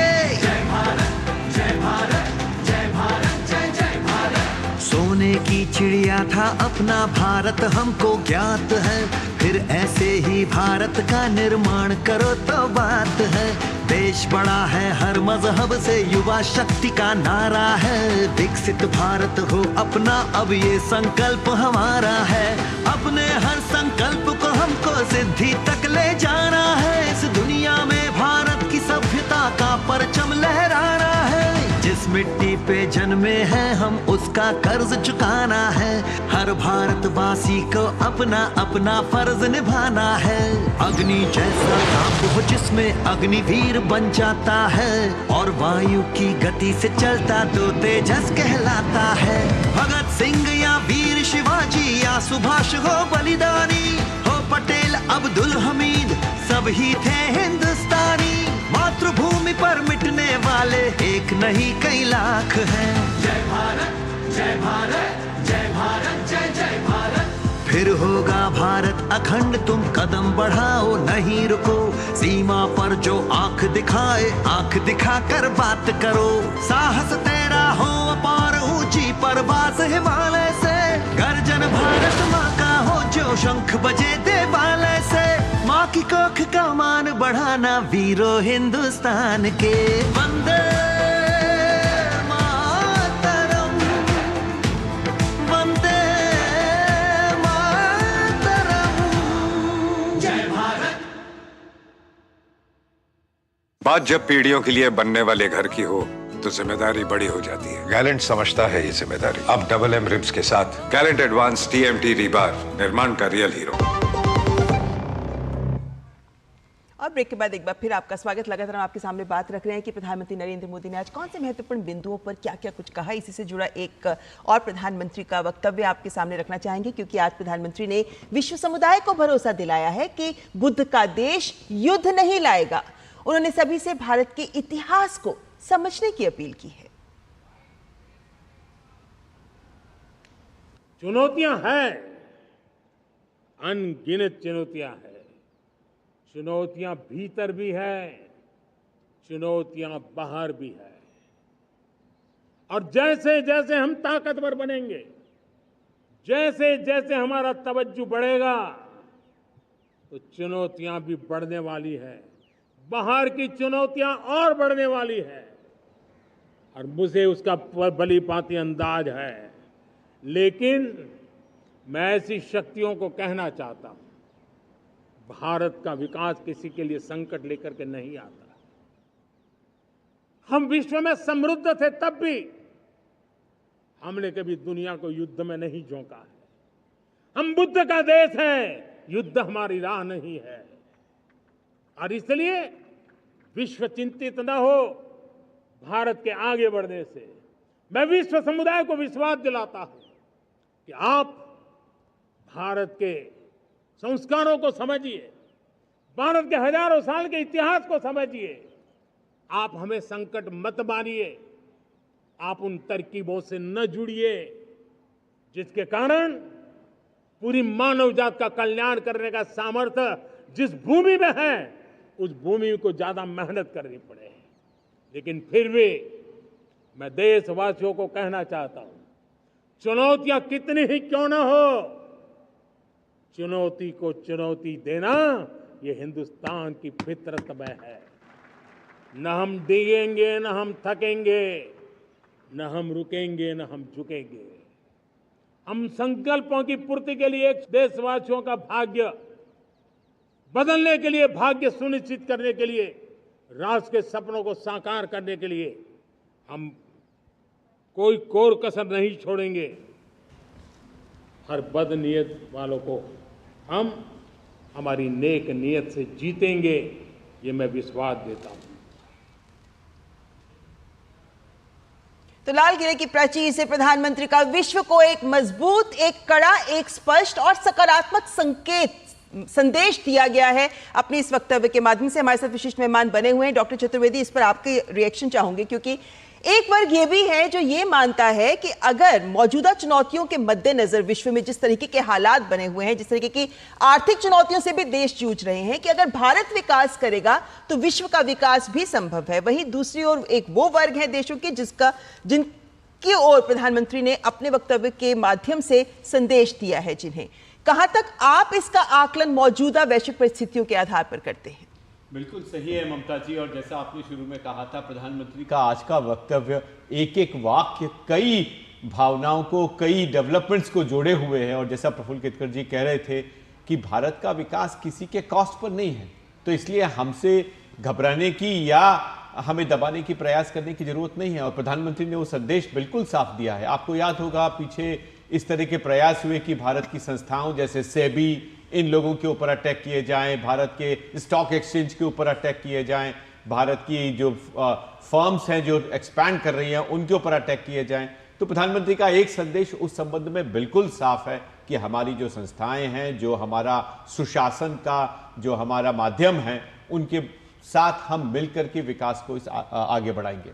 दूसरा एक महत्वपूर्ण है जो मैं समझता हूं आदरणीय राष्ट्रपति जी के कल के उद्बोधन के संबंध में भी देखा जाना चाहिए, और वो है वॉइस ऑफ ग्लोबल साउथ। जो हम ग्लोबल साउथ को साथ में लेकर आने की बात कर रहे हैं, तो प्रधानमंत्री ने आज जिस विश्व मित्र भारत की बात करी, कोविड के समय हमारी भूमिका को हमें याद दिलाया, साथ ही आज उन्होंने एक संदेश ये भी दिया कि भारत सबके सह विकास का प्रतिभागी है। भारत उसमें चाहता है कि सब राष्ट्र मिलकर के आए। और आपको याद होगा 2016 से लगातार प्रधानमंत्री कह रहे हैं कि ग्लोबल साउथ का मतलब नॉर्थ का विरोध नहीं है, नॉर्थ को साथ में लेना है। और इसलिए जो ट्रायंगुलर कोऑपरेशन है उसके संबंध में प्रधानमंत्री लगातार प्रयास कर रहे हैं। तो अगर आप देखें, भारत ने जर्मनी के साथ मिलकर अफ्रीका में, भारत ने अमेरिका के साथ मिलकर पैसिफिक में, भारत ने जापान के साथ मिलकर के अफ्रीका के कुछ देशों में, और G20 के कई देशों के साथ मिलकर के आईमैक का जो कॉरिडोर बनाया है, India middle east Europe economic corridor, उसमें मिडिल ईस्ट के कई कंट्रीज, चाहे सऊदी अरेबिया है, UAE है, अब तो उसमें ओमान और इजिप्ट भी आ जाना चाहते हैं। तो ये जो एक विकास का संदेश है, जो सबका साथ सबका विकास जो लगातार प्रधानमंत्री कह रहे हैं, आज उस एक वाक्य में प्रधानमंत्री ने कई चीजों को समेट लिया है। जी प्रफुल्ल जी, क्योंकि ये महत्वपूर्ण है कि हम विकास की बात भी कर रहे हैं, लेकिन जो चुनौतियां हैं, जो चैलेंजेस हैं, उसका जिक्र भी है। प्रधानमंत्री ने, आपने भी कहा कि बांग्लादेश को लेकर अपनी चिंता जाहिर की, और प्रधानमंत्री का लाल किले की प्राचीर से इस संबोधन के बीच में हिंदुओं और वहाँ के अल्पसंख्यकों को लेकर चिंता व्यक्त करना, ये भी अपने आप में एक महत्वपूर्ण संदेश है। इसको किस तरह से देखते हैं? निश्चित ये प्रधानमंत्री जी ने वहाँ से कहना, ये बहुत बड़ी बात है। मुझे लगता है दो तीन ऐसे विषय जैसे अभी सचिन जी कह रहे थे कि केवल सेबी जैसी एजेंसीज को नहीं, हमारी पूरी की पूरी लोकतांत्रिक प्रक्रिया को, हमारी इलेक्टोरल प्रोसेसेस को क्वेश्चन करने का प्रयास किया गया। इलेक्टेड ऑटोक्रेसी के नाम के शब्द गढ़े गए। तो और ये कोई ऐसे एक्सीडेंटली हुआ ऐसा नहीं है, एकेडमिकली उसकी चर्चा हुई मीडिया में उसके बारे में, तो भारत की पूरी की चुनाव प्रक्रिया को ही क्वेश्चन मार्क लगाने का प्रयास किया गया। तो ये एक बड़ा षड्यंत्र है और बांग्लादेश के संदर्भ में और भी महत्वपूर्ण था कि प्रधानमंत्री जी ने इसका उल्लेख किया। लेकिन उसके साथ आपने जैसे पूछा कि दो चीज़ों का उन्होंने जो उल्लेख किया, एक महिलाओं की सम्मान और सुरक्षा को लेकर जिस तरीके से उन्होंने स्पष्ट रूप से चिंता व्यक्त की, और दूसरा बांग्लादेश में हालात सुधरे। बांग्लादेश में पिछले क्योंकि ये प्रोटेस्ट जो हो रहा था ये लोकतांत्रिक प्रक्रिया के नाम पर हुआ था, लोकतांत्रिक प्रक्रिया सुधारे इसके लिए हुआ था। इसको जो स्टूडेंट्स प्रोटेस्ट का नाम दिया गया वो इसलिए दिया गया था कि वहाँ की व्यवस्थाएं और ठीक हो, लेकिन जिस तरह का अभी वहाँ पे स्थिति बनी हुई है तो अल्पसंख्यक समुदाय के खास करके हिंदुओं पर टारगेटेड हमले हो रहे हैं, मंदिरों पर हमले हो रहे हैं, महिलाओं के साथ दुराचार हो रहा है जी। और ऐसे में और अब तो वहाँ की सुप्रीम कोर्ट के जजेस को भी फोर्सफुली रिजाइन करने के लिए कहा गया है। ऐसे में पुलिस और आर्म फोर्सेस क्या ये सुरक्षा देने में समर्थ है, ये क्वेश्चन मार्क है। ऐसी स्थिति में मुझे लगता है कि प्रधानमंत्री ने ये कहना और प्रधानमंत्री ने ये पूरे भारतवासियों की चिंता है इस रूप में उसको प्रकट करना, ये मुझे लगता है कि बांग्लादेश की अंदरूनी स्थिति पर भी एक दबाव बनाने का काम करेगा। तो हम बॉर्डर पर जो कर रहे हैं वो कर रहे हैं, हमारे प्रयास बाकी के जो डिप्लोमेटिक चल रहे हैं, लेकिन इसको कलेक्टिव प्रयास, कलेक्टिव चिंता के रूप में व्यक्त करना आज 15 अगस्त के भाषण में ये एक बहुत महत्वपूर्ण घटना है। तो दर्शकों को बता दें कि आज प्रधानमंत्री ने कहा है कि बांग्लादेश में जो कुछ हुआ है पड़ोसी के नाते चिंता होना स्वाभाविक ही है और प्रधानमंत्री ने वहां जल्द ही सामान्य हालात होने की भी कामना की है। क्या कहा प्रधानमंत्री ने, आइए सुनते हैं। बांग्लादेश में जो कुछ भी हुआ है उसको लेकर पड़ोसी देश के नाते चिंता होना, मैं इसको समझ सकता हूं। मैं आशा करता हूं कि वहां पर हालात जल्द ही सामान्य होंगे। खास करके 140 करोड़ देशवासियों की चिंता कि वहां हिंदू, वहां के अल्पसंख्यक, उस समुदाय की सुरक्षा सुनिश्चित हो। भारत हमेशा चाहता है कि हमारे पड़ोसी देश सुख और शांति के मार्ग पर चले। शांति के प्रति हमारा कमिटमेंट है, हमारे संस्कार है। हम आने वाले दिनों में बांग्लादेश की विकास यात्रा में हमेशा हमारा शुभचिंतन ही रहेगा, क्योंकि हम मानव जाति की भलाई सोचने वाले लोग हैं। तो लाल किले की प्राचीर से बहुत ऐसे संदेश हैं जो प्रधानमंत्री ने दिए जिन पर सबको गौर करना जरूरी है। अरिंद्र, बिल्कुल, और प्रधानमंत्री ने बांग्लादेश को लेकर सीधे तौर पे कहा कि आखिर वहां पे जो दिक्कतें और चुनौतियां हैं वो चिंताएं पैदा करती हैं। हमारे साथ में इस बीच में खास मेहमान में जुड़ गए हैं प्रोफेसर हीरामन तिवारी जी, जाने माने इतिहासकार और जेएनयू से ताल्लुक रखते हैं। सर, बहुत स्वागत है हमारे साथ जुड़ने के लिए। सर, हमने सुना अभी आपके आने से तुरंत पहले कि प्रधानमंत्री बांग्लादेश का जिक्र कर रहे थे। बांग्लादेश वस्तुतः हिंदुस्तान का ही हिस्सा रहा अपने आप में, वहाँ की अस्थिरता या अपने आप में अनिश्चितता की स्थिति वो हमारे लिए भी चिंता पैदा करती है। प्रधानमंत्री सीधे तौर पे कहते हैं कि वहाँ के अल्पसंख्यकों के लिए उनकी चिंता एक तरीके से जायज़ है और उनके हक बने रहें, और बांग्लादेश की विकास यात्रा में भारत एक स्वाभाविक मित्र राष्ट्र के तरीके से आगे बढ़ना चाहता है। बिल्कुल जी, और आप अगर देखें पिछले 6 वर्ष पहले ही समालोचकों ने, प्रधानमंत्री ने और सरकार ने और पार्टियों ने, पर्टिकुलरली विशेष रूप से भारतीय जनता पार्टी ने जो सीए का जो संकल्प किया था उसकी परिणति किस प्रकार से हो रही है। जो कुछ हो रहा है आजकल आज बांग्लादेश में, वो अल्पसंख्यक क्यों कहना पड़ रहा है हम जैसे देश के लिए, जो हमारा ही हिस्सा था, वो अल्पसंख्यक कैसे हो गए, और उस अल्पसंख्यक की जो वहाँ के जो अल्पसंख्यकों की जो परिस्थिति है, स्थिति है, वो इतनी दयनीय है कि सीए को लेकर के इतना हंगामा हुआ, इतना अंतर्राष्ट्रीय स्तर पर एक मूवमेंट चलाया गया जो सरकार को अस्थिर करने के लिए, जो देश में और विभाजनकारी जो शक्तियां हैं वो उनके साथ मिलकर के, तो बांग्लादेश में एक तरह से जिसे प्रॉफिटिक कहते हैं, जैसे किसी ने कह दिया कि ऐसा हो सकता है। हम 1947 कल ही विभाजन की जो त्रासदी थी, विभीषिका है, उसका एक दिवस मनाया है, और ये हमको सामने दिखाई पड़ रहा है। और ये दुर्भाग्य संयोग जो भी कहें नकारात्मक रूप से, कि अभी हाल में ऐसा हुआ है, जिस प्रकार के वहाँ से दृश्य आ रहे हैं, कुछ हम लोग नहीं देख पा रहे हैं, कुछ आ रहे हैं, उनको देखकर कितना भय लगता है, रोंगटे खड़े हो जाते हैं। तो ये इस देश के लिए, इसलिए प्रधानमंत्री के लिए आवश्यक था, मुझे लगता है दो कारणों से। एक तो जो भारत की चिंता रही है, इस सरकार की चिंता रही है, भारतीय जनता पार्टी की चिंता रही है, और राष्ट्रीय चिंतन के जो हमारे संगठन हैं, चाहे वो राष्ट्रीय स्वयंसेवक संघ हो या और संगठन है, उनकी जो चिंता रही है कि भारत की जो विरासत है, यहाँ की जो सभ्यता है, यहाँ के जो सनातनी हैं, वो लोग जहाँ जहाँ भी हैं वो सुरक्षित रहें, और विशेषतया उन देशों में जो हमसे टूट करके अलग हुए हैं। एक तरफ पाकिस्तान में आप कल्पना करिए क्या प्रतिशत था और आज नगण्य है, और बांग्लादेश में भी वही हो रहा है। तो एक तो ये था चिंता, भारत की चिंता को व्यक्त करना, और भारत उस स्थिति को किस तरह से देख रहा है, कैसे वहाँ पर जो हिंदू हैं, और उन्होंने स्पष्ट रूप से अपने संदेश में जो संदेश दिया था नई अंतरिम सरकार के मुखिया को बधाई देते हुए कि हिंदुओं की रक्षा होनी चाहिए। ये स्पष्ट संदेश मुझे नहीं लगता है पिछले 75 वर्षों में किसी और प्रधानमंत्री ने पाकिस्तान या अल्पसंख्यक हम बोलते रहे हैं, वो भी स्वाभाविक है। दूसरा जो उद्देश्य था इनके वक्तव्य का आज, वो अंतर्राष्ट्रीय समुदाय को यह बताना था कि भारत इसके प्रति बिल्कुल चिंतित है, सजग है, हमारे पड़ोस में है, और भारत सुदृढ़ है और बहुत बलवान है।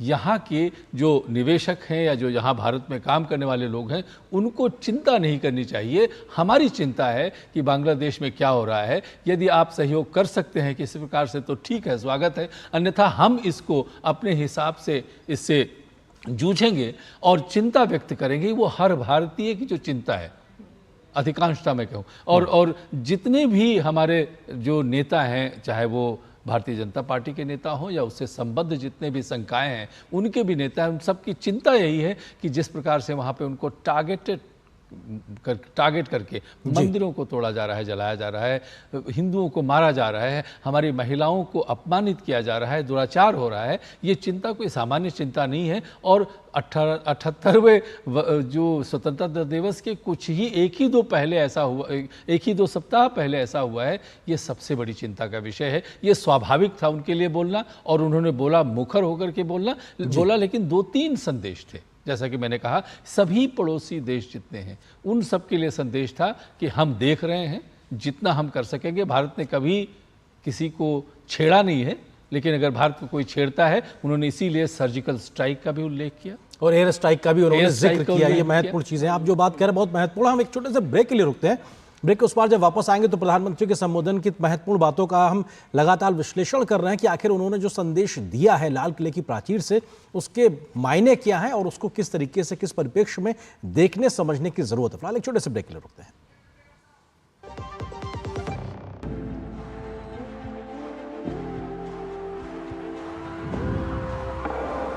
बैंक ऑफ बड़ौदा की यूनिक पहल बॉब अर्थ। पेपरलेस हुआ बैंकिंग कामकाज सारा, मिल रहा डिजिटल बैंकिंग का सहारा।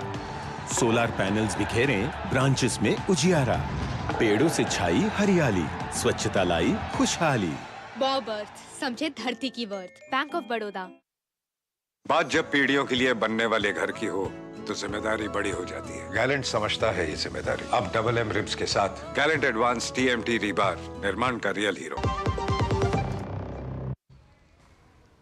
और ब्रेक के बाद आपका स्वागत। हम लगातार प्रधानमंत्री के आज के लाल किले की प्राचीर से दिए गए संबोधन के प्रमुख बिंदुओं पर चर्चा कर रहे हैं। हमारे साथ विशिष्ट मेहमान जुड़े हुए हैं। हमारे साथ प्रफुल्ल केतकर जी भी जुड़े हुए हैं, डॉक्टर हीरामणि भी जुड़े हुए हैं जो जेएनयू से संबंधित हैं।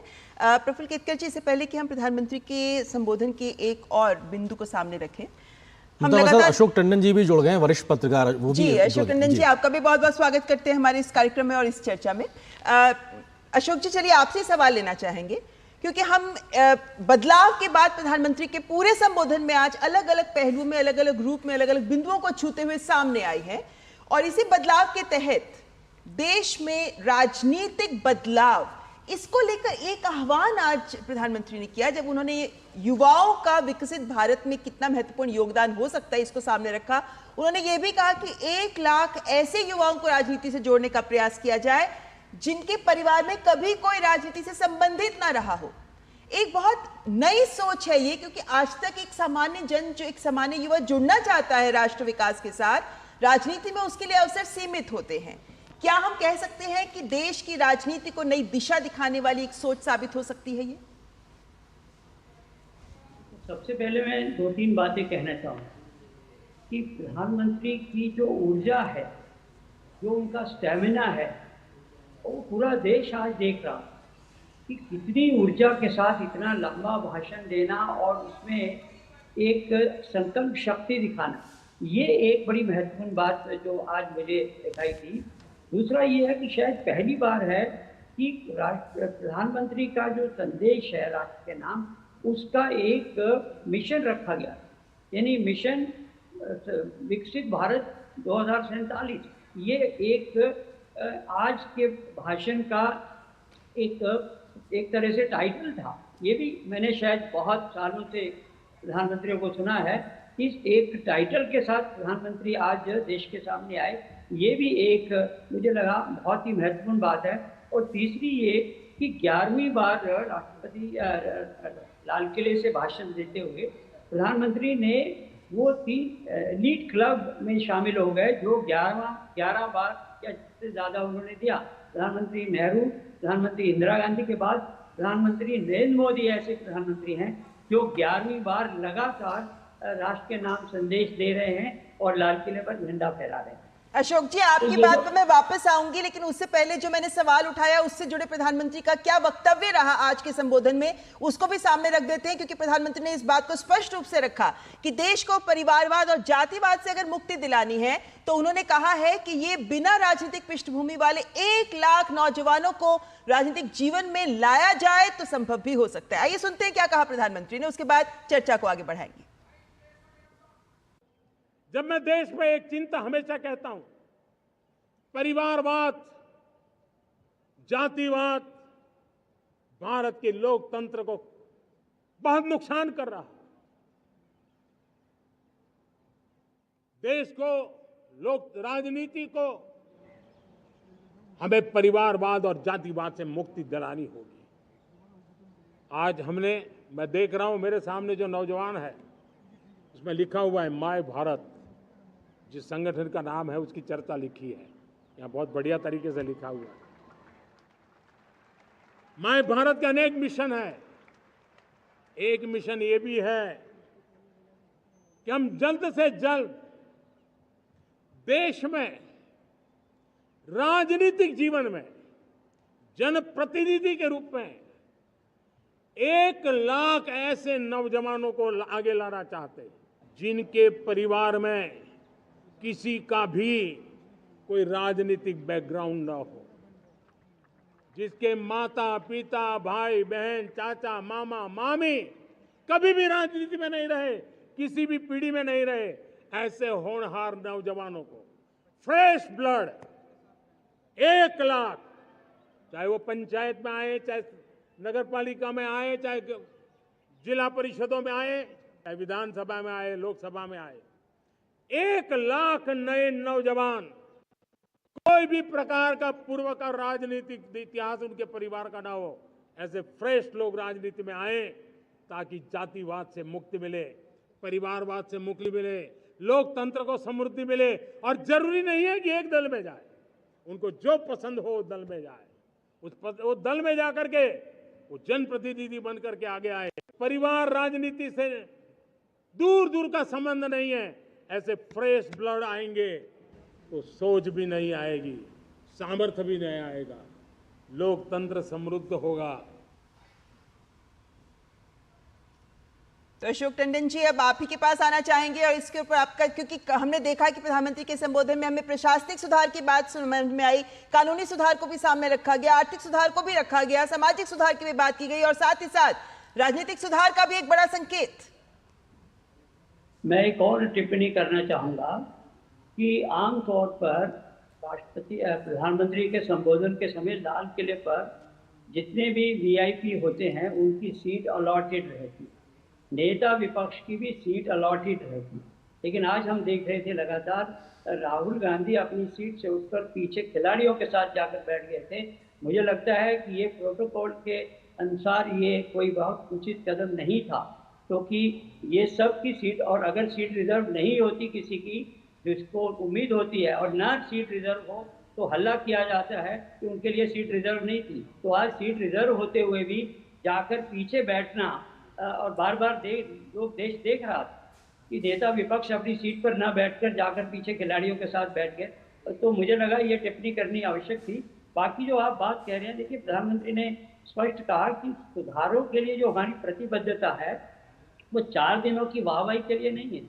सुधार की प्रक्रिया किसी मजबूरी में भी नहीं, बल्कि देश को मजबूती दिलाने के लिए हम राजनीतिक मजबूरी के कारण कोई फैसला नहीं लेते, राजनीतिक गुना गणित के फैसले नहीं लेते। हमारा एक ही संकल्प है, राष्ट्रहित प्रथम, भारत की गति तेज, हमारी दिशा ठीक। हमने प्रति व्यक्ति आय को दुगना किया है, हमने अर्थव्यवस्था को सुधारा है। तो ये जो बातें उन्होंने जितना भी विवरण दिया, इसमें एक बात स्पष्ट थी, उन्होंने राजनीतिक कटाक्ष भी किए जिसके बारे में अभी हमने सुना भी प्रधानमंत्री को। लेकिन कुल मिलाकर ये जो संकल्प है विकसित भारत 2047, ये उसकी रूपरेखा थी। जो कुछ काम हो गए हैं उनका भी विश्लेषण था, जो काम बाकी हैं उनकी भी चर्चा थी और विस्तार से चर्चा थी। और इसी कारण उन्होंने कोई भी ऐसा पक्ष नहीं था जिसको अछूता छोड़ दिया हो। हर पक्ष को उन्होंने अपने तरह से रखा और देश को साथ में मिलाकर इकट्ठे चलकर हम सब ये संघर्ष करके और ये प्राप्त करेंगे। तो जन भागीदारी और सबका साथ, सबका विकास, सबका, ये सब जो बातें थी ये उभर कर आई थी। तो जो अभी आप बात कह रहे थे कि इतने युवाओं को रोजगार मिलेगा, ये सब चीज़ें इस संकल्प लक्ष्य की या पत्र की एक रूपरेखा थी जिसको बहुत विस्तार से प्रधानमंत्री ने आज देश के सामने प्रस्तुत किया। बिल्कुल, और अपने आप में ये बेहद महत्वपूर्ण है कि प्रधानमंत्री ने हर उस पहलू पे अपनी बात को रखा है जो आज देश जिसके बारे में जानना चाहता है, सुनना चाहता है, और कैसे एक आधार तैयार हुआ है एक बीते एक दशक में और यहाँ से आगे का रोड मैप कैसा है। आप तमाम मेहमानों से चर्चा जारी रही। फिलहाल एक छोटे से ब्रेक के लिए रुकते हैं, बहुत जल्द वापस आते हैं और इस प्रधानमंत्री के संबोधन को लेकर लगातार हम इस कार्यक्रम में बने हुए हैं।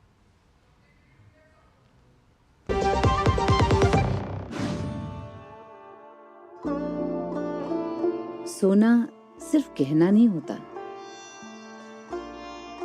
कभी परंपराओं का प्रतीक, कभी पुश्तैनी पहचान, तो कभी प्यारी सी याद होती है। लाइफ में आगे बढ़ने के लिए उसी सोने से गोल्ड लोन लेने का फैसला समझदारी का होता है। मुथूट फाइनेंस ये बात समझते हैं, इसीलिए वो ईमानदारी, सच्चाई और आपके विश्वास को सबसे बढ़कर मानते हैं। दूसरा कोई करे या ना करे, मुथूट फाइनेंस ने सदियों से इस भरोसे को कायम रखा है और हमेशा रखेंगे। मुथूट फाइनेंस, सदियों का भरोसा हमेशा के लिए। इंडिया का number 1 most trusted financial services brand. तो गोल्ड लोन के लिए कॉल करें 1-800-313-1212। बात जब पीढ़ियों के लिए बनने वाले घर की हो तो जिम्मेदारी बड़ी हो जाती है। गैलेंट समझता है ये जिम्मेदारी। अब डबल एम रिब्स के साथ गैलेंट एडवांस TMT रीबार, निर्माण का रियल हीरो।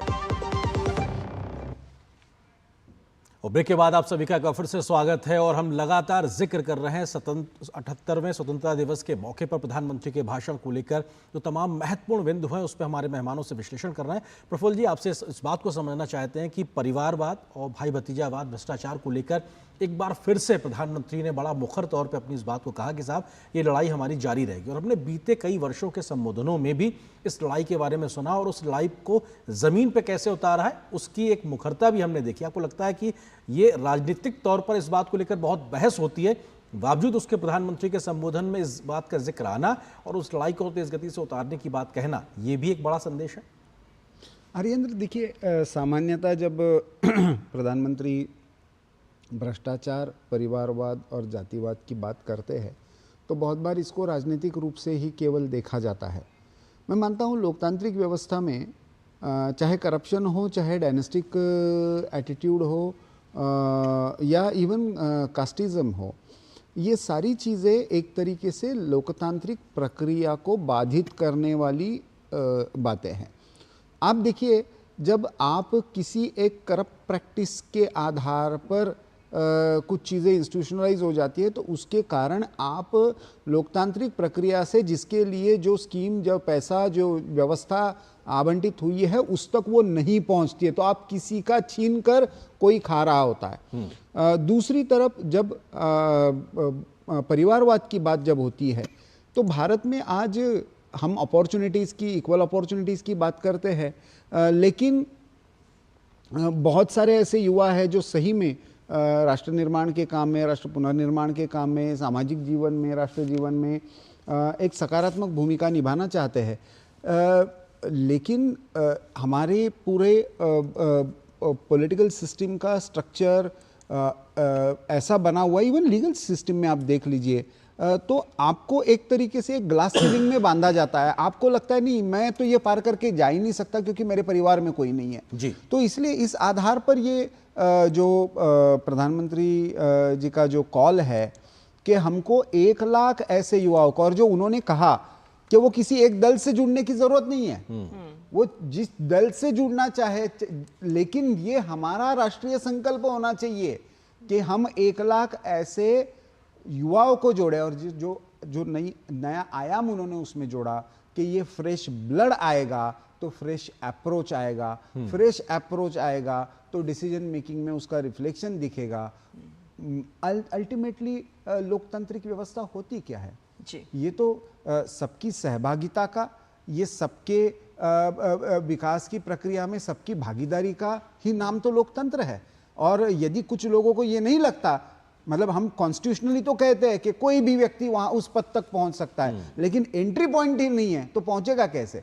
तो ऐसे में मुझे लगता है कि ये कॉल, और हम कम से कम 1 लाख युवाओं का ऐसा संकल्प मानकर चलते हैं अगले कुछ वर्षों में, तो आने वाले समय में ये सहभागिता नीचे के पंचायत लेवल से लेकर पार्लियामेंट लेवल तक एक बहुत बड़ा सामाजिक बदलाव लाते हुए। और ध्यान देना चाहिए कि ये सारे जो बातें कही गई हैं, ये विकसित भारत 2047 के लक्ष्य को हासिल करने के लिए एक एक ईंट की तरह जुड़ते हुए एक पूरी तस्वीर को स्पष्ट करते हुए नजर आते हैं अगर गहराई से इसे देखें। लेकिन वहीं हम राजनीतिक सुधार की बात कर रहे हैं तो आज प्रधानमंत्री नरेंद्र मोदी ने 1 नेशन 1 इलेक्शन की भी बात की।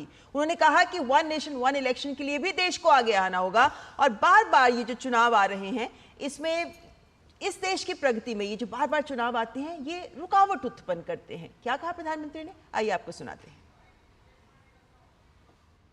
देश ने बार बार चुनाव इस देश की प्रगति में रुकावट बन रहे हैं, गतिरोध पैदा कर रहे हैं। आज कोई भी योजना को चुनाव के साथ जोड़ देना आसान हो गया है, क्योंकि हर 3 महीने 6 महीने कहीं न कहीं चुनाव चल रहा है। कोई भी योजना जाहिर करोगे आप तो मीडिया में देखेंगे, चुनाव आया तो फलाना हो गया, चुनाव आया तो फलाना हो गया। हर काम को चुनाव के रंग से रंग दिया गया है, और इसलिए देश में व्यापक चर्चा हुई है। सभी राजनीतिक दलों ने अपने विचार रखे हैं। एक कमेटी ने बहुत बढ़िया अपना रिपोर्ट तैयार किया है। 1 नेशन 1 इलेक्शन के लिए देश को आगे आना होगा। मैं लाल किले से तिरंगे की साक्षी में देश के राजनीतिक दलों से आग्रह करता हूं, देश के संविधान को समझने वाले लोगों से आग्रह करता हूं कि भारत की प्रगति के लिए, भारत के संसाधनों का सर्वाधिक उपयोग जन सामान्य के लिए हो, उसके लिए वन नेशन वन इलेक्शन के सपने को साकार करने के लिए हमें आगे आना चाहिए।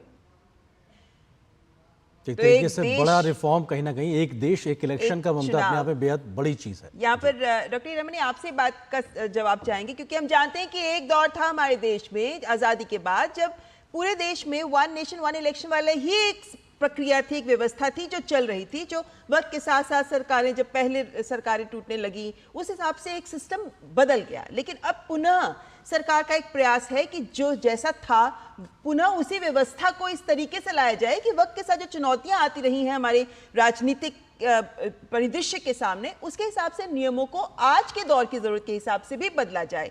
कितना महत्वपूर्ण लेकिन कितना चुनौतीपूर्ण, क्योंकि प्रधानमंत्री ने आह्वान किया है कि सभी दल इस बारे में सोचे, रिपोर्ट आई है उस पर बैठकर मंथन करें।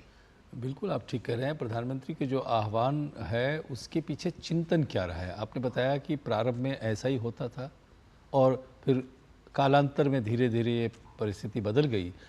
उन्होंने जो महत्वपूर्ण बात आज से नहीं पिछले 5-6 वर्षों से कह रहे हैं, और जैसा कि उन्होंने उल्लेख किया कि एक आयोग का गठन किया गया है जिसने व्यापक चर्चा की है सभी वर्गों से, सभी राजनीतिक दलों से, कि किस प्रकार से इस प्रकार के एक राष्ट्र और एक साथ चुनाव, वन नेशन वन इलेक्शन की जो बात है, जिससे धन का बचाव तो होगा ही, लेकिन विशेष रूप से उन्होंने उल्लेख किया कि जो हमारे सुधार के कार्यक्रम हैं, जो जनता की सेवा के जो कार्यक्रम हैं, जिनमें अवरोध आता रहता है, जो अवरोध आता है तो कितना पीछे वो चला जाता होगा, जो रिफॉर्म है, जो आर्थिक सुधार है, वो एक चिंता साथ में है। धन भी बचेगा और साथ ही साथ एक ही बार में चुनाव हो जाएगा तो अगले 5 वर्षों तक जो भी कार्य करना हो, चाहे राज्यों में किसी की भी सरकार हो। और उसके लिए उन्होंने एक बात और भी जोड़ी थी आज के भाषण में, संदेश में, कि चाहे जो उन्होंने 10 वर्ष पहले कहा था जब पहली बार वो एनडीए के नेता चुने गए थे कि राष्ट्रीय सरकार, केंद्र सरकार और राज्य सरकार के बीच में ऐसा तालमेल होना चाहिए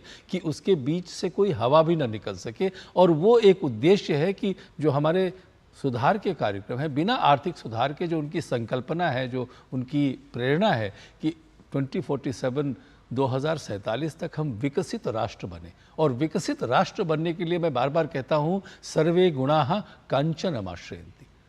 धन होगा, और धन की उपलब्धि कब होगी? जब सभी लोग समृद्ध होंगे, विकास के कार्य होंगे, इंफ्रास्ट्रक्चर बनेगा, सभी को सुविधाएं मिलेंगी। आप कल्पना कीजिए कि 10 वर्ष पहले प्रधानमंत्री ने कहा था कि हमको सभी तक गांव में मुझे बिजली पहुंचानी है, पानी पहुंचाना है, स्वच्छ जल पेयजल पहुंचाना है। स्वच्छ भारत भी इसी दिशा में एक कार्य था और वो पूरा नहीं हुआ है अभी। इसलिए वो हर स्तर पर किस प्रकार से भारत को आगे बढ़ाया जाए, एक तरह से ये जो संकल्प है उनका कि 2047 तक ये विकसित भारत और दुनिया के बड़े बड़े देशों के साथ कंधे से कंधा मिलाकर के चले, ये जो संकल्पना है इसी दिशा में मुझे लगता है कि ये, और राजनीतिक संदेश भी यह है कि हमको ये करना है। और अंतिम बात मैं आपको इस उपलक्ष्य में कहना चाहता हूँ कि आज का जितना भी संभाषण था, प्रधानमंत्री के शब्दों से, उनकी जो सटलिटी है, उस पर जो सूक्ष्मता है, उससे देखिए उन्होंने कहा कि हमारी सीटें भले कुछ कम हो गई हों, लेकिन हमारी कार्यशैली में, हमारे संकल्प में कोई परिवर्तन नहीं। बिल्कुल। तीसरी पारी में 3 गुना शक्ति के साथ काम करने का जिक्र भी किया। अशोक जी, मैं आपके पास आना चाहूँगा, और वन नेशन वन इलेक्शन का जो एक पूरा सोच है, वो सोच काफ़ी आगे बढ़ी है। हम जानते हैं पूर्व राष्ट्रपति रामनाथ कोविंद जी के नेतृत्व में आयोग का गठन हुआ, उन्होंने अपनी रिपोर्ट सौंप दी है। अब उस मंथन के आधार पर, उस पूरी एक्सपर्ट रिपोर्ट के आधार पर कैसे देश आगे बढ़ सकता है? आपको लगता है कि ये भी एक बहुत ज़रूरी है, विकास को सही दिशा में ले जाने के लिए हर बात को राजनीति से ना जोड़ा जाए, इस मंथन को भी आगे एक तरीके से लेकर आना जरूरी है?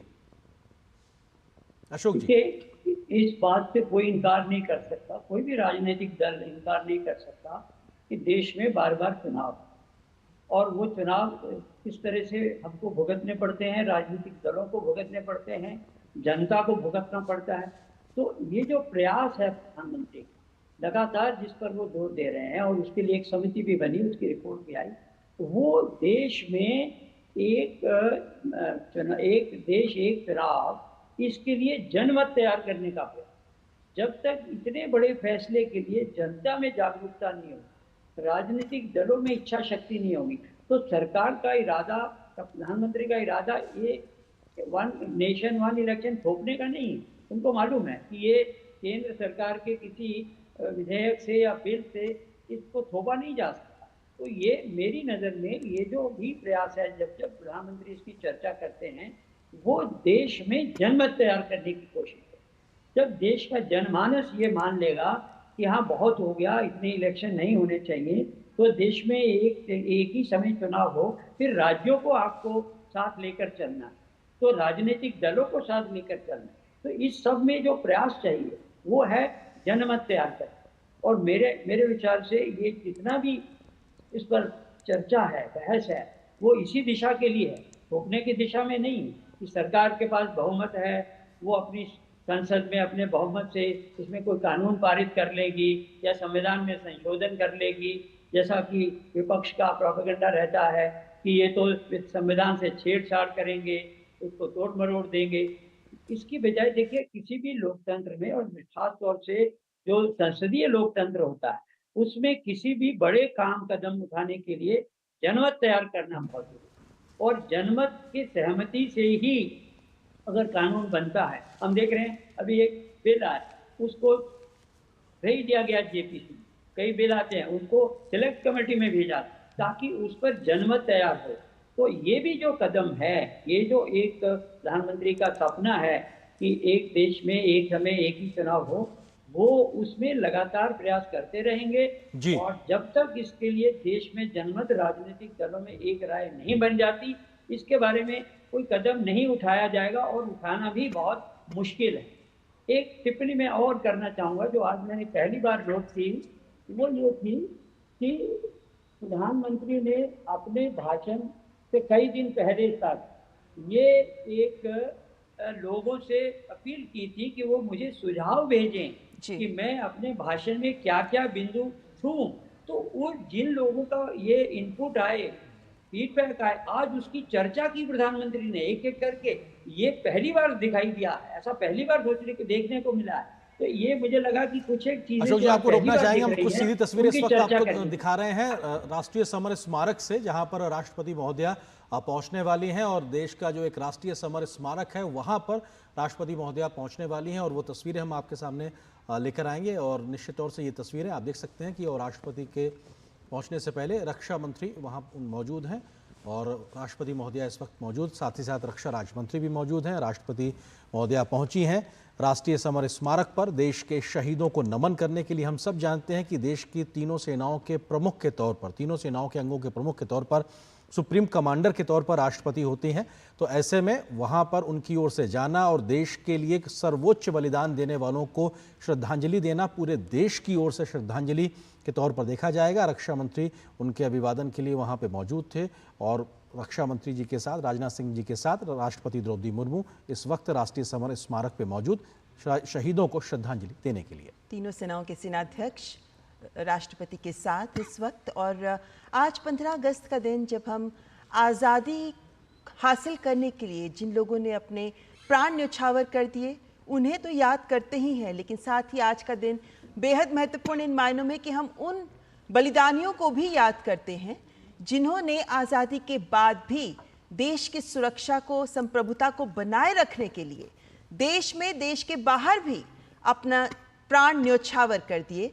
और ये राष्ट्रीय समर स्मारक, जिसका 2019 में प्रधानमंत्री के हाथों इसका उद्घाटन किया गया था, ये राष्ट्रीय समर स्मारक इन मायनों में बहुत महत्वपूर्ण स्थान है जहां मुझे लगता है हर देशवासी को आना चाहिए, क्योंकि ये तमाम संघर्षों और युद्धों में जिन वीर जवानों ने अपने प्राण न्यौछावर किए, उनके नाम यहाँ अंकित हैं, उनके नाम आप पढ़ सकते हैं, उन्हें अपनी श्रद्धांजलि दे सकते हैं उनके प्रति, क्योंकि उन्होंने जिस जान को न्यौछावर किया उसका ऋण सदैव देश महसूस करता रहेगा। और इसीलिए आज संपूर्ण देश की ओर से राष्ट्रपति महोदया इस वक्त राष्ट्रीय समर स्मारक पहुंची हैं ताकि देश की कृतज्ञता को इन वीर सेनानियों को श्रद्धांजलि अर्पित करते हुए ज्ञापित कर सकें।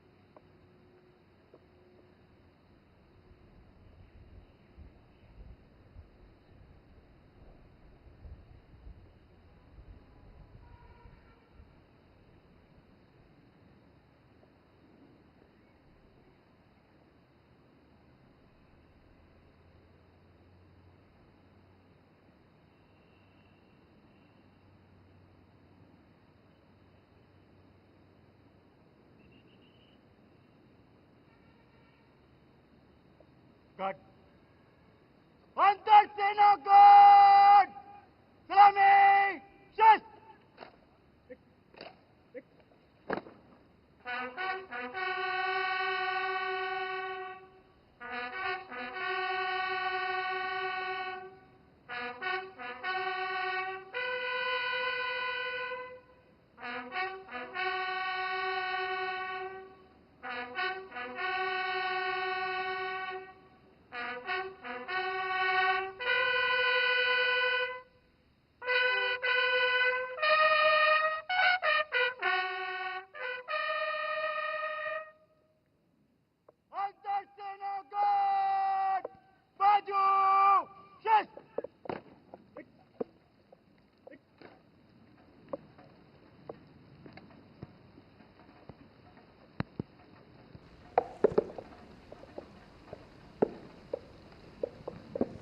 तो ये सीधी तस्वीरें आप देख रहे हैं राष्ट्रीय समर स्मारक से, जहां पर राष्ट्रपति द्रौपदी मुर्मू देश के शहीदों को नमन करने, श्रद्धांजलि देने के लिए पहुंची। और हमने देखा कि जैसे ही राष्ट्रपति पहुंची और श्रद्धांजलि दे रही थी तो बारिश भी शुरू हुई, यानी एक तरीके से प्रकृति भी कहीं ना कहीं देश के लिए सर्वोच्च बलिदान देने वालों को नमन करती नजर आ रही है। और ये तस्वीरें जहां पर रक्षा मंत्री राजनाथ सिंह जी मौजूद हैं, तीनों सेनाओं के प्रमुख मौजूद हैं, CDS मौजूद हैं राष्ट्रपति द्रौपदी मुर्मू जी के साथ में, जो कि इस वक्त राष्ट्रीय समर स्मारक पे पहुंची थी। और ममता, हम जानते हैं कि राष्ट्रीय समर स्मारक के लिए देश ने दशकों तक इंतजार किया है, तब एक ऐसा एक राष्ट्रीय स्मारक हमारे पास मौजूद है जहां पर हम जाकर उन तमाम लोगों को देख सकते हैं जिन्होंने सर्वोच्च बलिदान दिया है देश के लिए।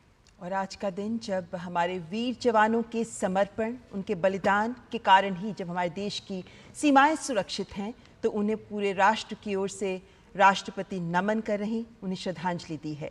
और आज का दिन इसलिए भी महत्वपूर्ण है कि हमें भी कृतज्ञ होना चाहिए हमारे सभी सशस्त्र बलों के वीर सेनानियों के प्रति, जिन्होंने और जो आज भी अपनी जान हथेली पर रखकर देश की सुरक्षा, देश के अंदर भी और देश के बाहर भी, देश की सीमाओं पर भी और देश की आंतरिक सुरक्षा के लिए भी सदैव तत्परता से लगे रहते हैं, जुटे रहते हैं। और राष्ट्रीय समर स्मारक इन्हीं तमाम वीर बलिदानियों के प्रति हमारी सच्ची श्रद्धांजलि, जहां पर 25,000 से अधिक वीर बलिदानियों के नाम सुभाष चंद्र बोस जी अंकित की हैं पत्थरों पर। प्रतिमा भी है, जिसका हम लोग लगभग जिक्र करते हैं, क्योंकि इस प्रतिमा को भी यहाँ आने में दशकों का इंतजार करना पड़ा।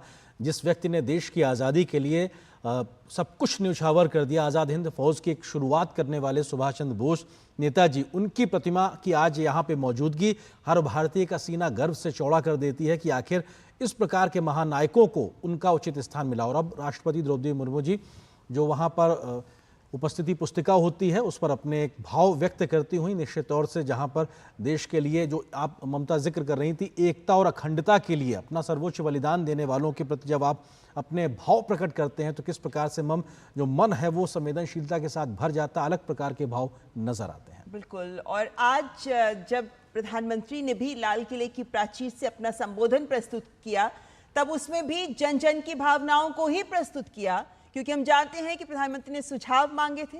उन सुझावों में भी जो महत्वपूर्ण सुझाव आए थे उन्हें भी प्रधानमंत्री ने सामने रखा। और जब हम इन तमाम बिंदुओं की बात करते हैं तो एक महत्वपूर्ण बिंदु जिस पर प्रधानमंत्री ने विशेष जोर दिया वो महिलाओं को लेकर था। और प्रधानमंत्री नरेंद्र मोदी ने ये कहा कि सरकार महिलाओं को केंद्र में रखकर विकास कर रही है। महिलाओं पर जो अत्याचार हो रहे हैं उनके खिलाफ कड़े कदम उठाए जाने की भी वकालत की प्रधानमंत्री ने, लेकिन साथ ही पीड़ितों को जल्द से जल्द न्याय दिलाए जाने की भी बात की और मीडिया के लिए भी एक महत्वपूर्ण संकेत दिया। आइए सुनते हैं। बीते वर्षों में वुमेन लेड डेवलपमेंट मॉडल पर हमने काम किया है। इनोवेशन हो, एम्प्लॉयमेंट हो, एंटरप्रेन्योरशिप हो, हर सेक्टर में महिलाओं के कदम बढ़ते जा रहे हैं। महिलाएं सिर्फ भागीदारी बढ़ा रही है ऐसा नहीं, महिलाएं नेतृत्व दे रही है। आज अनेक क्षेत्रों में, आज हमारे रक्षा क्षेत्र में देखिए, हमारा एयरफोर्स हो, हमारी आर्मी हो, हमारी नेवी हो, हमारा स्पेस सेक्टर हो, आज हमारी महिलाओं का हम दमखम देख रहे हैं देश के लिए। लेकिन दूसरी तरफ कुछ चिंता की बातें भी आती हैं। और मैं आज लाल किले से फिर बार एक अपनी पीड़ा व्यक्त करना चाहता हूं। एक समाज के नाते हमें गंभीरता से सोचना होगा कि हमारी माताओं, बहनों, बेटियों के प्रति जो अत्याचार हो रहे हैं, उसके प्रति देश का आक्रोश है, जन सामान्य का आक्रोश है। इस आक्रोश को मैं महसूस कर रहा हूं। इसको देश को, समाज को, हमारी राज्य सरकारों को गंभीरता से लेना होगा। महिलाओं के विरुद्ध अपराधों की जल्द से जल्द जांच हो, राक्षसी कृत्य करने के वालों को जल्द से जल्द कड़ी सजा हो, वो समाज में विश्वास पैदा करने के लिए जरूरी है। मैं ये भी बताना चाहूंगा कि जब बलात्कार की या महिलाओं पर अत्याचार की घटनाएं घटती हैं तो उसकी बहुत चर्चा होती है, बहुत प्रचार होता है, मीडिया में छाया रहता है। लेकिन जब ऐसे राक्षसी मनोवृत्ति व्यक्ति को सजा होती है तो वो खबरों में कहीं नजर नहीं आती, एक कोने में कहीं पड़ा रहता है। अब समय की मांग है कि जिनको सजा होती है उसकी व्यापक चर्चा हो, ताकि ऐसा पाप करने वालों को भी डर पैदा हो कि ये पाप करने की हालत ये होती है कि फांसी पर लटकना पड़ता है। और मुझे लगता है कि ये डर पैदा करना बहुत जरूरी है। तो ये डर पैदा करना बहुत ज़रूरी है। उनके खिलाफ जो महिलाओं के खिलाफ अपराध करते हैं और उनको जो अपराध करते हैं उनको सज़ा जल्दी मिल सके, इस बात की व्यवस्था सुनिश्चित करना भी ज़रूरी है। और समाज में इस पर चर्चा हो किस प्रकार से, ताकि एक नज़ीर बने किसी महिला के खिलाफ अपराध करने वाले को मिलने वाली सज़ा को लेकर। इस पर हम चर्चा भी करेंगे। फिलहाल एक छोटे से ब्रेक के लिए रुकते हैं।